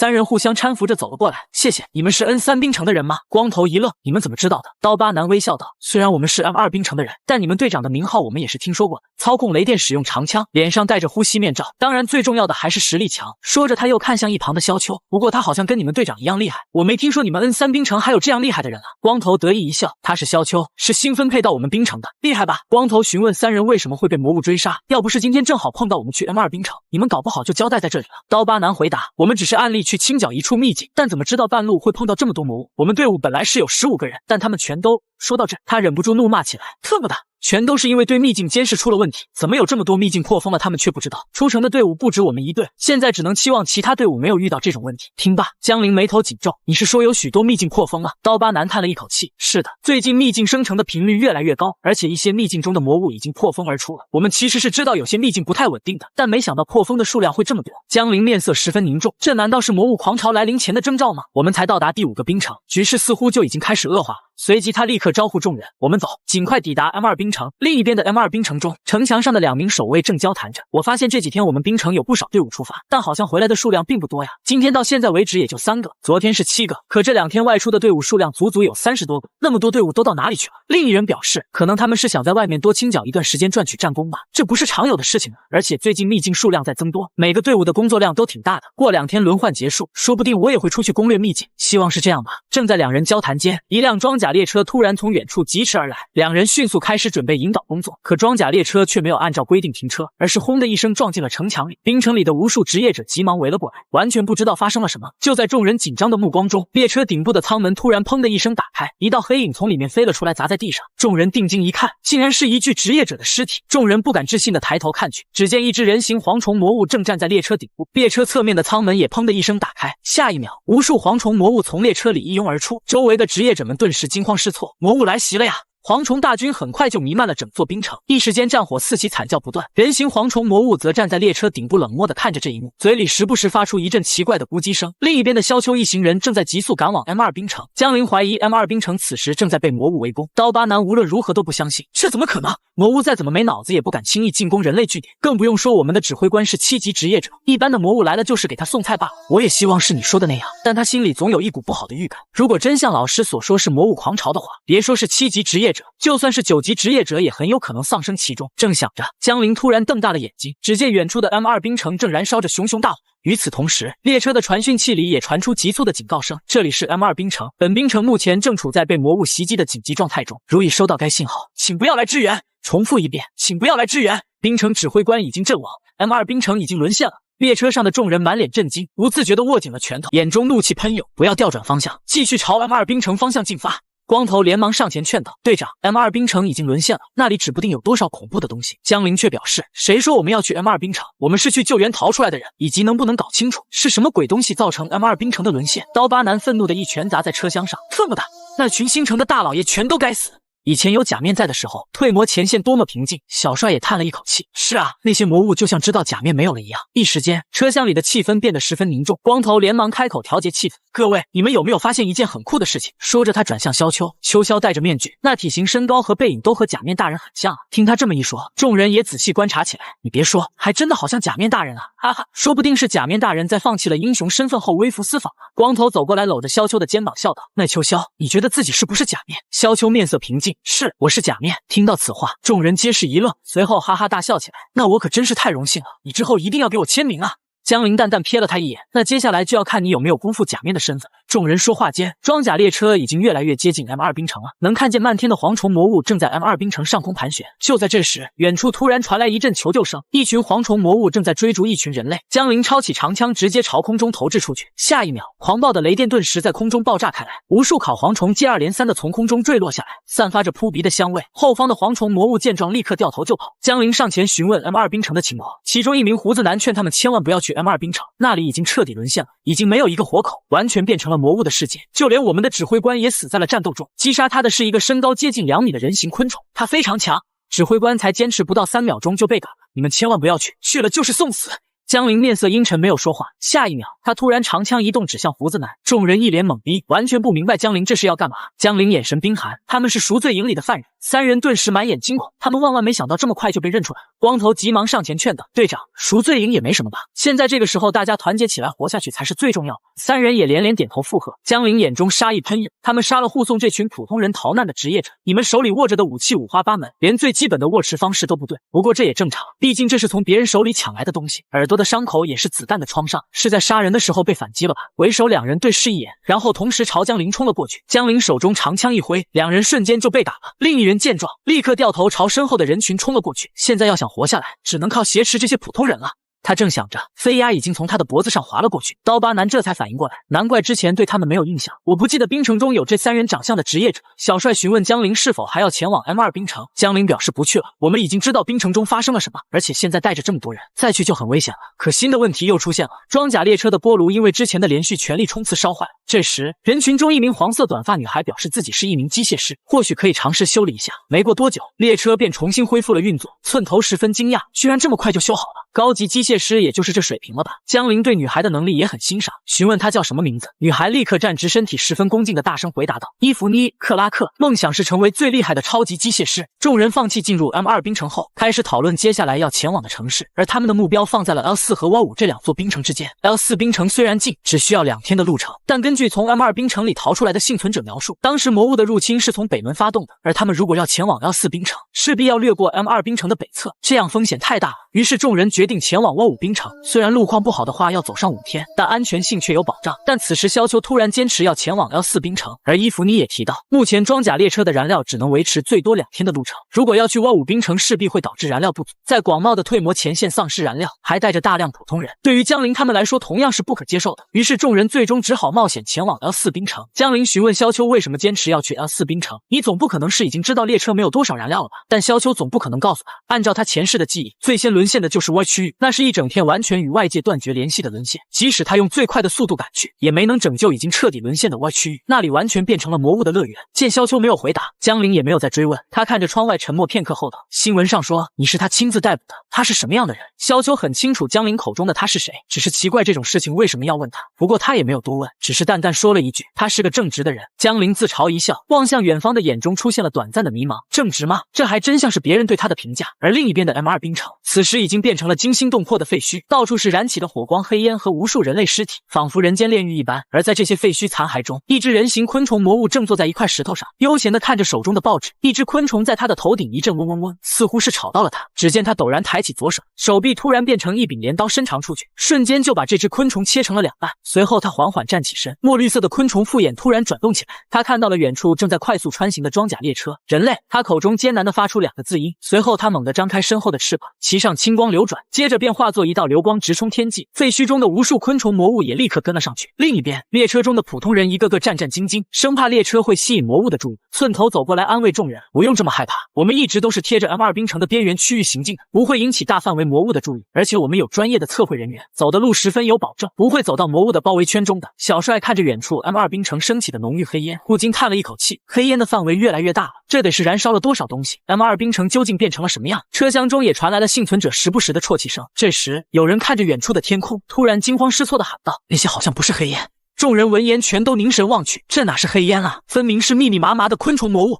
为首的正是那头人形魔物，他此刻正俯视着下方的装甲列车。队长！光头急忙看向旁边的江陵，江陵面色十分凝重。我看到了，那可是击杀了 M2 冰城司令的超级魔物。现在别说将所有人安全带到 L4 冰城了，哪怕是我自己都没有把握能活下来。人形魔物口中艰难吐出几个字：人类，清剿。说着，他突然伸手抓住旁边的一只昆虫魔物，一把将他的一条腿扯下来，接着瞄准下方的列车。人类，锁定！只听见嗖的一声，断肢犹如利剑般激射而出，精准地射在了列车的一个轮毂上。列车顿时就像脱缰的野马般砸向一旁的悬崖。萧秋和江陵化作2道黑影窜出列车，萧秋一把抱住从列车里甩出来的伊芙妮，随后和江陵一起冲上去顶住列车。片刻后，随着轰的一声，列车再次恢复平静。伊芙妮不可思议地看着两人，我的天，上万吨的装甲车居然被硬生生撑住。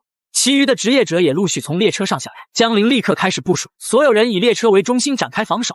机械师将受损的轮毂维修好，检查列车有没有出现故障，随时准备突围。江陵这么安排并不是为了保护普通人，而是不能失去列车。没有装甲列车，他们在退魔前线这片土地上将寸步难行。这种时候，普通人的性命已经无足轻重，只有让强者先活下去，才能谈得上未来。眼看列车已经无法运作，众人只能背水一战。江陵猛地将长枪投掷到天上的魔物群中，随着轰的一声，无数雷霆电蛇顿时席卷开去。紧接着他纵身一跃，接住长枪，冲入魔物群中，就是一顿嘎嘎乱杀。下方 M2 冰城的职业者不敢置信地瞪大了眼睛，他真的只是6级职业者吗？6级职业者可以这么强大吗？他们也不是没有见过 M2 冰城的指挥官出手，但就算是7级的指挥官也做不到像他这样轻松惬意。光头哈哈一笑，队长现在当然是6级职业者，但要是再过上一段日子，那可就说不定了。寸头连忙提醒，别说闲话了，有一些漏网之鱼飞下来了，该我们上了。一声声剧烈的轰鸣陆续在天空各处响起，密密麻麻的昆虫魔物很快就被消灭了大半，但人形魔物大黄却是双手抱在胸前，平静地观看着这场战斗，似乎这一切都与他没有关系。江陵从他身上感受到了十分危险的气息，但现在已经没有了后退的余地。只见他猛地一跺地面就冲向大黄，长枪带着凶猛的雷霆瞬间贯穿大黄的脑袋，可下一秒，大黄的身体却缓缓化作残影消失在原地。江陵瞳孔骤然紧缩，好快的速度！还不等他反应过来，大黄已经出现在他的身侧，紧接着一记鞭腿抽在江陵的身上，江陵顿时犹如炮弹般狠狠砸在地面上。队长！在众人的惊呼声中，大黄虚空一踏，飞速俯冲而下，左手瞬间变成了一柄锋利的镰刀，朝着坑里的江陵就劈下。千钧一发之际，江陵抄起长枪抵挡在身前，可镰刀摩擦着长枪直奔江陵的脑袋刺去。眼看江陵就要嗝屁，远处的萧秋突然化作一道残影冲了过来，一拳就将大黄轰飞出去，一路撞断了数棵粗壮的大树。江陵一脸不可思议地看着萧秋，他还是第一次见到萧秋展现出如此强大的实力。没有理会他的震惊，萧秋只是径直朝大黄的方向走去，他就由我来对付，你和其他人去把剩余的魔物解决掉。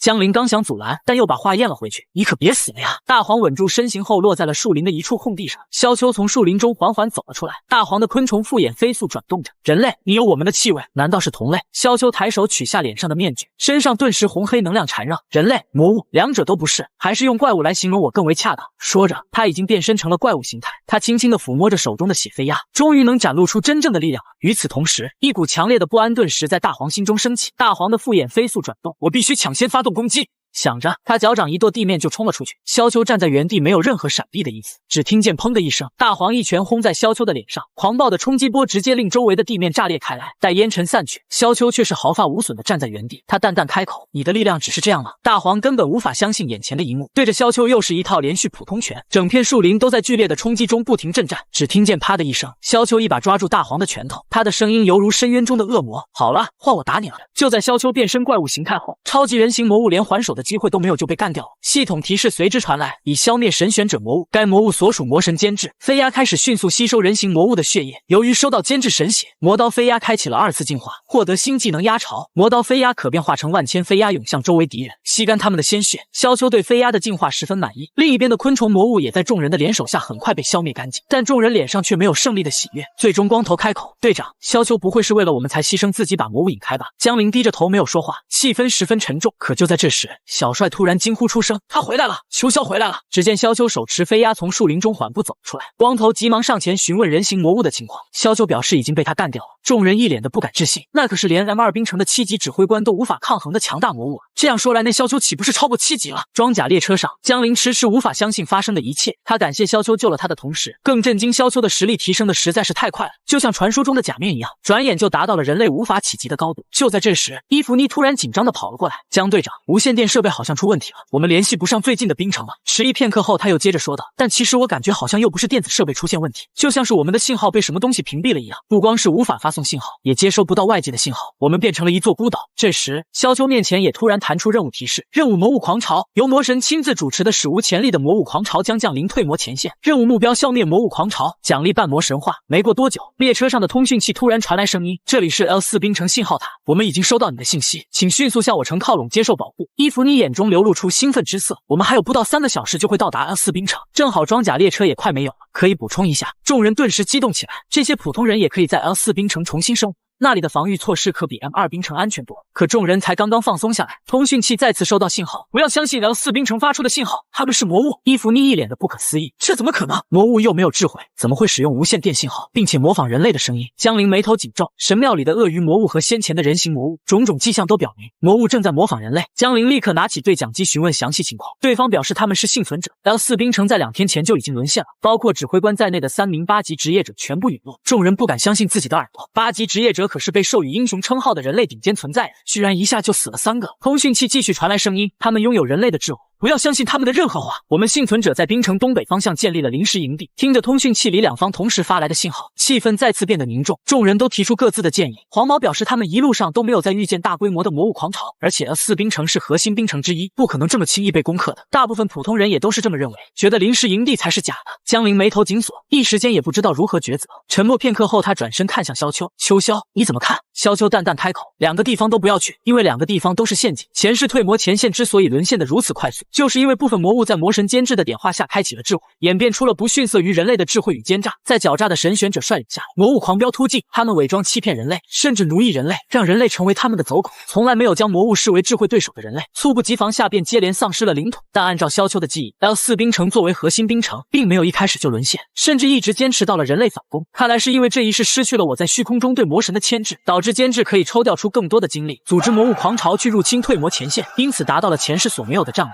萧秋心中轻叹一声，整个世界已经朝着我所不知道的方向疾驰而去，这种改变究竟是好是坏？可很快他的嘴角又掀起一抹弧度。不过再坏还能比上一世人类全部灭亡的结局更糟吗？在收到2处不明身份的讯息后，众人决定还是前往临时营地。虽然知道这可能是魔物的陷阱，但装甲列车的燃油只够支撑4个小时了。当他们到达了指定坐标后，确实有一个人类组建的营地，他们也确实是 L4 冰城的幸存者。可令他们万万没想到的是，他们已经成了魔物的走狗。魔物要求他们诱骗其他队伍前来汇合，然后将他们送到 L4 冰城中，这样他们就可以活下去了。但可怜这次他们遇到的是萧秋一行人，一来就被萧秋全部干掉了。但刚到营地的时候，伊芙妮带领的4个交换物资的队员还是被杀害了。于是补充了物资后，众人决定前往了1冰城，那里可以称之为退魔前线的首都。如果连那里都沦陷了，那么退魔前线也可以说不复存在了。但江灵更担心的是 N3 冰城中的老师，虽然 N3 冰城属于大后方，但谁又知道会不会遭到波及呢？江灵向萧秋说着自己的猜测，根据营地里那些家伙的说法， L4 冰城也是在同一时间陷入了通讯完全断绝的局面，所以导致 L4 冰城判断错误，进而被魔物攻陷。也就是说，这是一次魔物们有组织有智慧的袭击，和曾经的退魔前线所遭遇的任何袭击都不一样。所以魔物真的拥有了智慧，并且会使用计谋了吗？萧秋平静开口：没错，部分魔物确实拥有了智慧，和其他喜欢打打杀杀的魔神不同，监制的力量没有他们强大，于是他选择成为了一个运用智慧的另类。就连他手下的神选魔物都会尽可能往人类的模样靠拢，用人类的方法灭绝人类，这就是他一贯的追求。而且他不光手段狡诈，更是擅长隐藏自己的身影，绝不轻易露面。上一世萧秋在虚空中和那些魔神一直打到死，这家伙都依然没有现出真身。突然列车缓缓减速，寸头惊恐地瞪大了双眼，他急忙让江灵过来看。江灵接过望远镜一看，只见峡谷对面黄沙四起，无数魔物正气势汹汹地朝着1冰城的方向狂奔奔而去。但同一时刻，上百辆装甲车也从伊滨城中驶了出来，炮火瞬间弥漫整片区域，无数魔物被淹没在火光中。江陵不由惊叹，分组引诱怪物，然后逐个击破，好精彩的配合！看来解决那些魔物只是时间问题。列车缓缓停下，远处几辆装甲车也行驶了过来。光头兴奋地从列车上跳下来，终于遇见自己人了！各位，我们是从 N3 冰城。可他的话还没说完，装甲车上的所有人瞬间把枪口对准了众人，全都不许动！一名背负着巨剑的男人从后面走出，光头焦急地解释道：“大哥，你是不是误会了什么？我们不是坏人啊！”巨剑男手握剑柄，随时准备攻击。我说了不准动，不然我现在就原地处决了你们这群人类的叛徒！光头还想要继续解释，巨剑男却打断了他。每个内奸都是这样的说法，你们和魔物群从相同的方向过来，却没有受到任何袭击，这不是内奸是什么？就在这时，巨剑男背后走来一人，不用紧张，我认识他们，正是 N3 冰城的指挥官梁正业。随后众人被关到了伊冰城的隔离所里，这里隔离着很多从外界投奔来的幸存者。既然没办法快速分辨出内奸，干脆就全部关在一起。江陵把一路的经过告诉了梁正业，梁正业让他不用担心 N3 冰城，在魔物狂潮还没有抵达之前， N3 冰城的所有人就已经退到伊冰城了，那里现在只是一片空城，我们还在城中埋下了不少陷阱，足够那些魔物吃不完兜着走了。江陵面色凝重，看来局势真的非常严峻，否则上面也不会用坚壁清野的方式主动让出那些人类耗费天文数字建立的冰城。江陵问出心中疑惑，老师，为什么这一次的魔物中有部分魔物竟然拥有了不逊色于人类的智慧？倘若不是因为他们忽然展现出的智慧，退魔前线的损失也不会如此大。梁正业眉头皱起，魔神是一切魔物的起源，出现这样的变化一定与魔神有关。我知道的也就这么多，但也许你能知道一切的答案。说完他便转身离开了。你先在这里隔离观察几天，等到伊冰城确定了没有问题后，就会给你派发新的任务。现在人手毕竟还是十分紧张，能多一个人就多一份力量。江陵不明白梁正业话里的意思，我能知道这一切的答案吗？和他关在同一间隔离室的萧秋此时正在看着桌上的军事地图。江陵好奇他怎么看了这么半天。萧秋回答，伊冰城旁边还有一座山，那里有个温泉，我在思考那里是不是一座死火山。这时电视里正在直播联邦政府的新闻，因退魔前线此次遭遇了前所未有的魔物狂潮，所以联邦政府将派出议会成员前来支援。江陵嗤之以鼻，现在战况这么紧张，竟然还有这份闲心去做表面功夫。不过这群议员能来前线也算好事，毕竟这些人里最弱的都是8级。两人说话间，两名伊冰城的守卫走了过来，上面有最新命令下达，因前线战事需要，取消对你们两人的隔离监控，并将派发一整支中队交予你俩指挥。说着他将武器还给俩人，接到命令后迅速去集结场集合，今天就要出击。江陵眉头微皱，退魔前线的局势已经恶化到了这种程度了吗？还没有确认我们的可靠性就直接派上战场。萧秋表示他需要指定伊芙妮来协助他。没问题，我们会为你安排。现在请和我去一下集结场确认你们的队伍。在守卫的带领下，两人很快就来到了集结场。可令两人没想到的是，他们的队伍成员竟然是赎罪营的犯人。守卫尴尬的咳了2声，这也是没办法的事情，正常职业者早就被派上前线了。虽然赎罪营的战斗力指望不上，但至少他们人数多呀，你们一次就可以指挥100多人。江陵语气中带着几分怒意，赎罪营的人战斗力低下，毫无士气，不服管教，人再多有什么用？倒不如说正是因为人多才更难指挥。随后工作人员报来了一箱对讲机，最近科研人员破除了魔物的电磁干扰，这些通讯器可以实现3公里内的不间断即时通讯，可以每10个人配发1部，而且你们也是有特权的，你们可以选择到哪里去，这不比被派到最危险地方的队伍好太多了。西北外围的区域情况不是很乐观，那里是魔物主攻的方向，我建议你们可以选择。萧秋突然打断了他的话，不，我们就去那里。面对上一世造成人类灭亡的魔物狂潮，萧秋竟然选择坚守魔物主攻的区域，并且带领的队伍还是赎罪营的犯人。工作人员极力劝阻，现在那里3面都被攻破，基本已经宣布放弃了。萧秋却仍然坚持前往，并让工作人员准备好他要求的军火和物资。江陵虽然不知道他是如何打算的，但还是支持他的选择。让我猜猜看，因为这帮赎罪营的犯人在正常情况下根本不会听从我们的命令，所以你想把他们推入绝境，让他们除了听从我们的命令别无他法，对吧？萧秋正是如此打算的。江陵眉头微皱，但这样太冒险了，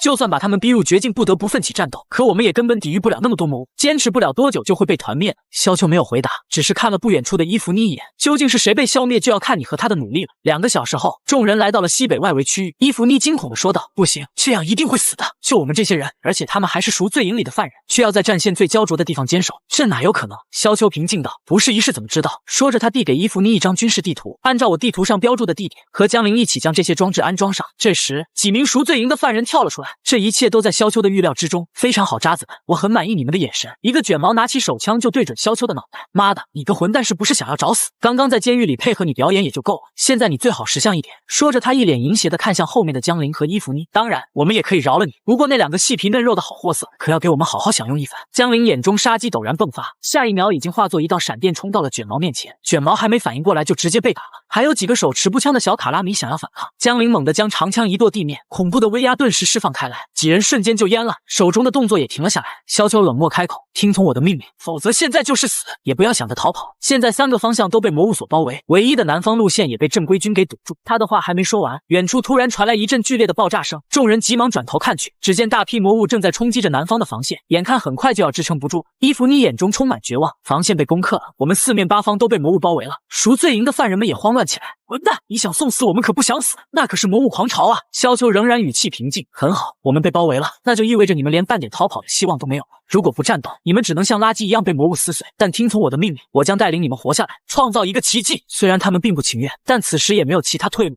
随后萧秋开始安排部署，10人一组，每个小组分配一部对讲机和一份军用地图，关闭公共频道，只允许向我通报情况，也只能听从我的指令。记住，你们可以死，但必须保证对讲机的安全。A 到一组向9点钟方向出发 ，F 到剧组向1点钟方向缓步前进。没过多久便全部安排部署完毕，很快对讲机就响了起来。这里是 B 组，我们遭遇了大量魔物，根本坚持不了，我们要完蛋了，快点让冰城里的人开飞机来救我们了。萧秋有条不紊地安排道。B 组向西南方向后撤300米 ，D 组向东北方向前进200米，然后投掷战术手雷，之后向西北方向前进，会有队伍接应你的。小卡拉们将信将疑，难道你有遥感，能感应到哪里有敌人吗？不过他们还是按照萧秋的命令去做，不一会他们就来到一条河边，对面果然出现了大量魔物，小卡拉们开始投掷手雷，魔物们瞬间就被炸成了渣渣灰。萧秋继续下令 ，A 组4秒后引爆遥控地雷 ，F 组向北转进400米 ，C 组一条条命令井然有序地下达着，在2支小队的引诱下，魔物们很快就被聚集到了一起。街头的小卡拉们一脸的不敢置信，那家伙是怎么算出在什么地方教会的？随后他们脸上露出欣喜之色，只要听从这个男人的命令，搞不好真的能活下来。众人陆续回到了山顶，之后在萧秋的安排下，通过江陵的力量，成功引爆了所有设置在温泉周围的微型核弹装置。巨大的爆炸使得死火山的地表完全被掀开，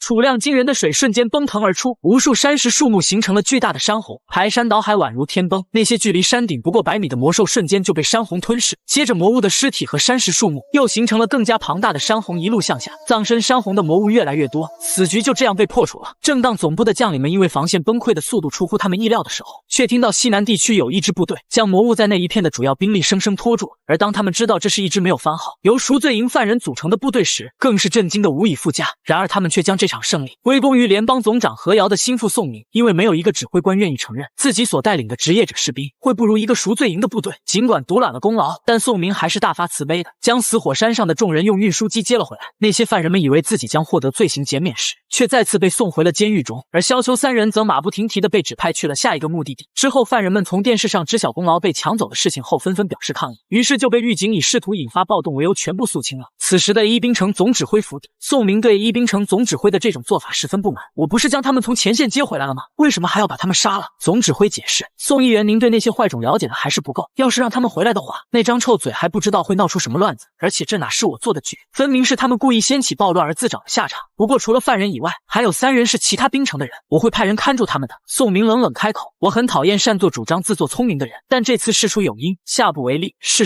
指挥官连忙讨好陪笑，随后又开口，宋议员还有一事，之前听闻随同宋议员来的还有一批特别兵器，眼下前线战事吃紧，不知这些兵器。宋明眼中闪过一丝期待，放心吧，不出意外那些兵器现在已经到达前线了。与此同时，另一边的作战前线处，无数魔物正气势汹汹地朝防线涌来。就在士兵们紧张不已准备奋死一战的时候，指挥官却让他们退回第2道防线。士兵们十分不解，我们才刚布置好防御，后退的话我们的心血就白费了。指挥官解释，新城来的支援军团会接替我们的防线，这是上面的命令，立刻执行。说话间，上百名身材魁梧、穿着特殊作战服的壮汉从后方走过来，让你们滚就赶紧滚，哪来那么多废话？一名身穿白大褂的技术人员淡淡一笑，检查完毕，可以出击，走吧。为首的一名壮汉大喝一声，然后一拳捶在自己的心脏位置，提示音在他耳边响起，注射开始。他背部脊柱上的红色液体向他身体里注射了进去，随着红色液体注入，壮汉身体表面顿时隆起鲜红的血管，心脏在吸收了红色液体后剧烈的跳动起来。下一秒，一股骇人的气息陡然从他身上爆发出来，接着便手持大刀向魔物狂潮冲了过去。眼镜男摇头一笑，真是一群疯子，这才刚开始战斗就注射药物。另一人表示，如果不是这种疯狂，他们怎么会是特别兵器军团？毕竟他们自己就是人形兵器啊！看着壮汉们杀魔物如土狗般，退到后面的士兵们一个个目瞪口呆，这就是新城派来的支援人员的实力吗？到底谁才是魔物？只见壮汉们一刀一个魔物，边杀还边喊着：“太弱了，太弱了！这些魔物根本不够开胃的。”随即他们直接冲进了魔物巢中。指挥官见状大惊失色：“他们是疯了吗？快制止他们啊！你们是星城来的，不知道魔物狂潮有多么危险，这简直是自杀！”眼镜男却十分淡定，唯有冲进魔物群中才是他们展露真正实力的时候。在这里，他们的实力被限制住，冲入魔物群中，脱离了众人的视线。壮汉缓缓摘下头上的面罩，赫然露出了一个魔物的脑袋，真是憋死我了！魔物们见状都不由后退了一步。怎么了？是不是感觉到我身上有和你们一样的气息？但是别搞错了，我的力量和你们可不是一个等级的，总算可以展露出真正的实力，陪你们这些小家伙玩一玩了。第二针注射，说着他一拳捶在自己的胸口，背部的药物又向他体内注射了几分，身体表面的血管顿时暴起，他的身体又快速膨胀了几分，一双手掌也完全变成了魔物的样子。他一把抓住一只魔物的脑袋，只听见砰的一声，这只魔物的脑袋就直接被捏爆浆了。他大笑一声，眼中凶光闪烁，让我们开始杀戮吧！上百名人造职业者冲进魔物群中，一顿嘎嘎乱杀，很快所有的魔物就被屠戮殆尽。后方的军部指挥官一脸震惊，魔物狂潮竟然被击退了，他们真的做到了。眼镜男呵呵一笑，这批实验体的进度超乎想象，仅仅100多人就能击退这么庞大的魔物狂潮，看来我们伟大的实验马上就要成功了。只要经过术后改造和药物，就算普通人也能成为强大的职业者。抵御下魔物狂潮后，一群人造职业者戴上面罩返回防线，为首一人仍然意犹未尽。我现在就想马上前往下一个防线，我感觉心脏都要烧起来了，必须用魔物的鲜血来浇灭这团火。眼镜男让他转过身，不要着急表现自己，让我来做个检查。就在这时，大地突然震颤起来，众人扭头看去，顿时惊恐地张大了嘴巴。只见一头身高数百丈的魔物出现在众人眼前，眼镜男一脸的不敢置信，这是魔物尸体缝合出来的怪物。人造职业者冷哼一声就冲了出去，管他是什么，只要是魔物就杀。他纵身一跃跳到魔物头顶，手中大刀劈砍而下，但却没有造成任何伤害。还不等他反应过来，一只大手已经一把抓住了他。眼镜男惊恐地看着手里的探测仪，高能反应，他们是8级魔物，不，甚至有9级魔物。他见人造职业者打算继续注射药剂，急忙大喊：不行，不能在这里继续注射药剂，会被看到的。人造职业者破口大骂：别开玩笑了，再不注射我就要死在这里了，只要还有活下去的机会，我一定要尝试，而且不就是这些垃圾魔物，看我杀了他们！说着他一拳砸在胸口上，注射。随着背部的药剂注入身体，人造职业者身上的肌肉瞬间膨胀起来，身上的作战服和面罩都尽数被崩碎，魔物的样貌顿时显露出来。下方的职业者们震惊不已，他变成魔物了。人造职业者两手抓住缝合怪的大手，接着双手猛地发力，受死吧！可任由他如何用力，缝合怪的大手根本没有被丝毫撼动。紧接着在他绝望的目光中，缝合怪的另一只大手也抓了上来，一把就将他捏成了一团血雾。眼镜男已经被吓得浑身止不住的颤抖，他们是故意的，他们在以追逐人类为乐。听到报告的一兵城指挥官满头大汗，挂掉对讲机就急忙跑出去查看，只见数个庞大的身影正在向一兵城的方向靠近。他此时的内心只剩下绝望，怎么会有这么多的天灾？这种情况只可能是魔神亲自下场，可是魔神应该已经被完全压制住，没有功夫插手虚空外的事情，所以是因为假面。说到这，他急忙把话咽了回去。糟了，我不该在何瑶的亲信面前提起假面的。宋明却也不在意，没错，魔神现在敢亲自动手，就是因为假面不在。假面不顾人类文明放肆的行为，退魔前线如今的现状，一切责任都应该由他来承担。指挥官心中不禁腹诽，这锅都能甩到假面头上。宋明询问他兵城7级以上的职业者有多少，指挥官回答7级有40人左右，算上 N2 兵城的梁正业，一共有16名8级职业者，9级职业者算上我和一员你，有6人。宋明淡淡开口，7级以上的职业者出手，再搭配上大量的炮灰部队，应该能抵挡住这些怪物的攻势，而且我只是星城派来监督战事的人员，不必将我算在战力之内。听到此话，指挥官面色一阵铁青，但也不敢说什么。宋明继续道，总之先征集炮灰去前线抵抗，以免真的被魔物突破了城墙，再用核武器将那些魔物清扫一遍。指挥官大惊，可是到时候肯定会有我们的人和魔物战斗在一起，用核武器的话会造成很多无谓的伤亡。宋明冷冷一笑，这怎么能说是无谓？牺牲一小部分人，却能挽救整个战争的势头，甚至核武器要是起到的效果足够好的话，就不用我们的高级职业者登场了。指挥官在心中盘算，确实，原本使用核武器还需要星城中央批准，现在有宋明这个议员点头，基本就没有程序上的问题，而且我也不用冒险上战场。随即他开口，我明白了，我现在就去安排。命令很快下达，被召集的职业者中当然也包括了萧秋和江陵。看着远处犹如小山般的巨大魔物，江陵眼中满是不敢置信，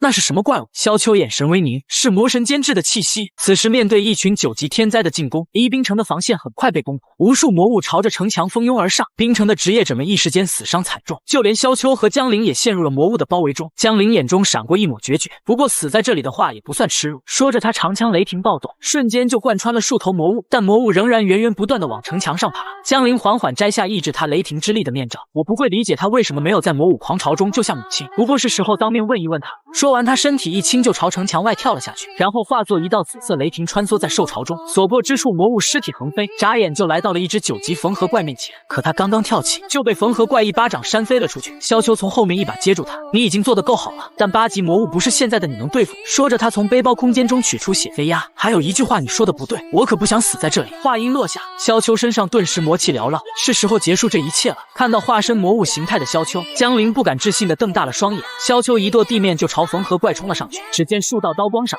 缝合怪的手掌就爆成了无数碎块。紧接着，萧秋一个闪身来到缝合怪面前，手中长刀一划，一道巨大的刀光瞬间贯穿缝合怪的脖子。缝合怪还没反应过来就领了盒饭。眼看8级魔物被一招秒杀，所有人都不敢置信地张大了嘴巴。宋明眼神闪烁，是在大河市出现过的人形魔物，而且它是由人变成的。如果能将这家伙捕捉拿回去研究，那么改造人技术将会有突飞猛进的进步。就在这时，35枚核弹已经全部发射，前线的职业者们全都陷入了绝望，根本没有地方逃啊！我们是被当成诱饵了吗？宋明却是眼神冷漠，你们的死是有价值的，整个联邦和所有人类都会记住你们的。眼看漫天的核弹就快落下，空间突然裂开一条缝隙，下一秒，一只诡异的巨大眼睛陡然睁开，宋明顿时吓得手里的眼睛都捏碎了。魔神，不可能！魔神怎么可能会突破虚空的限制出现在地球上？虚空和地球之间存在一张网，魔物就像是小虾米和小鱼，可以穿过缝隙降临地球，但魔神就像嗜血巨鲨，无法突破网的限制。也正因如此，联邦的高层几乎都是主和派，假面则是少数的主战派，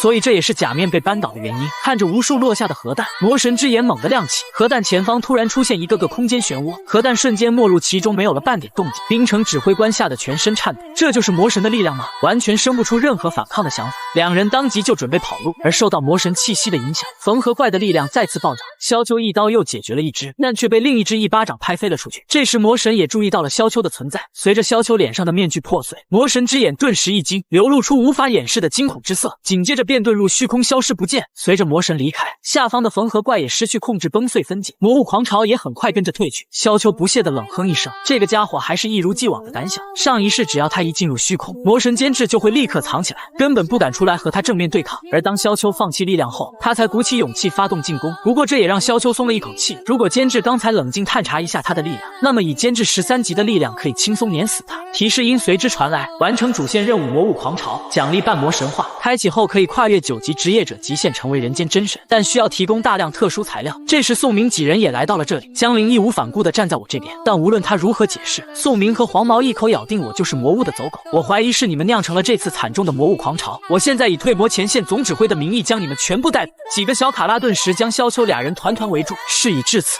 萧秋也不打算再继续惯着他们，身影一闪就将几个小卡拉打飞了。黄毛见状冲过来就是一拳挥出，萧秋只是单手一抬就轻松挡住了攻击，宋明则从后面一把勒住萧秋的脖子，萧秋一把抓住他的手臂，只听见咔嚓一声，直接把他的手折了2圈半，然后一刀让他领了盒饭。黄毛见状转身便打算逃跑，但无数血乌鸦瞬间将他包围，萧秋一个闪身来到他面前，手起刀落，毫不留情地送走了他。见此一幕，不远处的梁正业扑通一声单膝跪地，军团长我来晚了，恭迎假面重新归来，我们所有人都在期盼您的回归，等您一到新城，我们这些老家伙就杀进议会，夺回属于您的一切，届时所有的军队和城防军都会效忠于您，虽然您不屑世俗权力，但这必将属于您。而在另一边的首都新城中，联邦正在举行他们最擅长的洗脑仪式，同时将责任全部推到萧秋等人身上，将他们定为了人类的叛徒，并公开了萧秋是魔物的身份。就在何瑶慷慨激昂入戏太深时，萧秋突然出现在远处的高楼上，数十名城防军顿时朝萧秋冲了过来，但几个呼吸的功夫就被他全部解决了。萧秋手持长刀大步走向高台，人群自动为其让开一条通道。何瑶一眼就认出了萧秋就是假面，一股自卑感顿时在他心底油然而生，毕竟假面曾经可是全人类崇拜的伟大英雄，但何瑶却不死心，我现在有机会打败他。随即他从包里掏出最新研制出的魔化药剂，但面对迎面走来的萧秋，何瑶却浑身止不住的颤抖，直到萧秋从他身边走过，他也不敢有任何动作，接着便扑通一声瘫倒在地。萧秋径直来到麦克风前，没有半点废话，我是假面。此话一出，全场瞬间一片哗然，没有理会众人的震惊。萧秋继续冷漠说道，我回来了，但不是以特级英雄的名义，事实证明人类也不需要什么英雄，你们需要的有且只有一个，那就是我。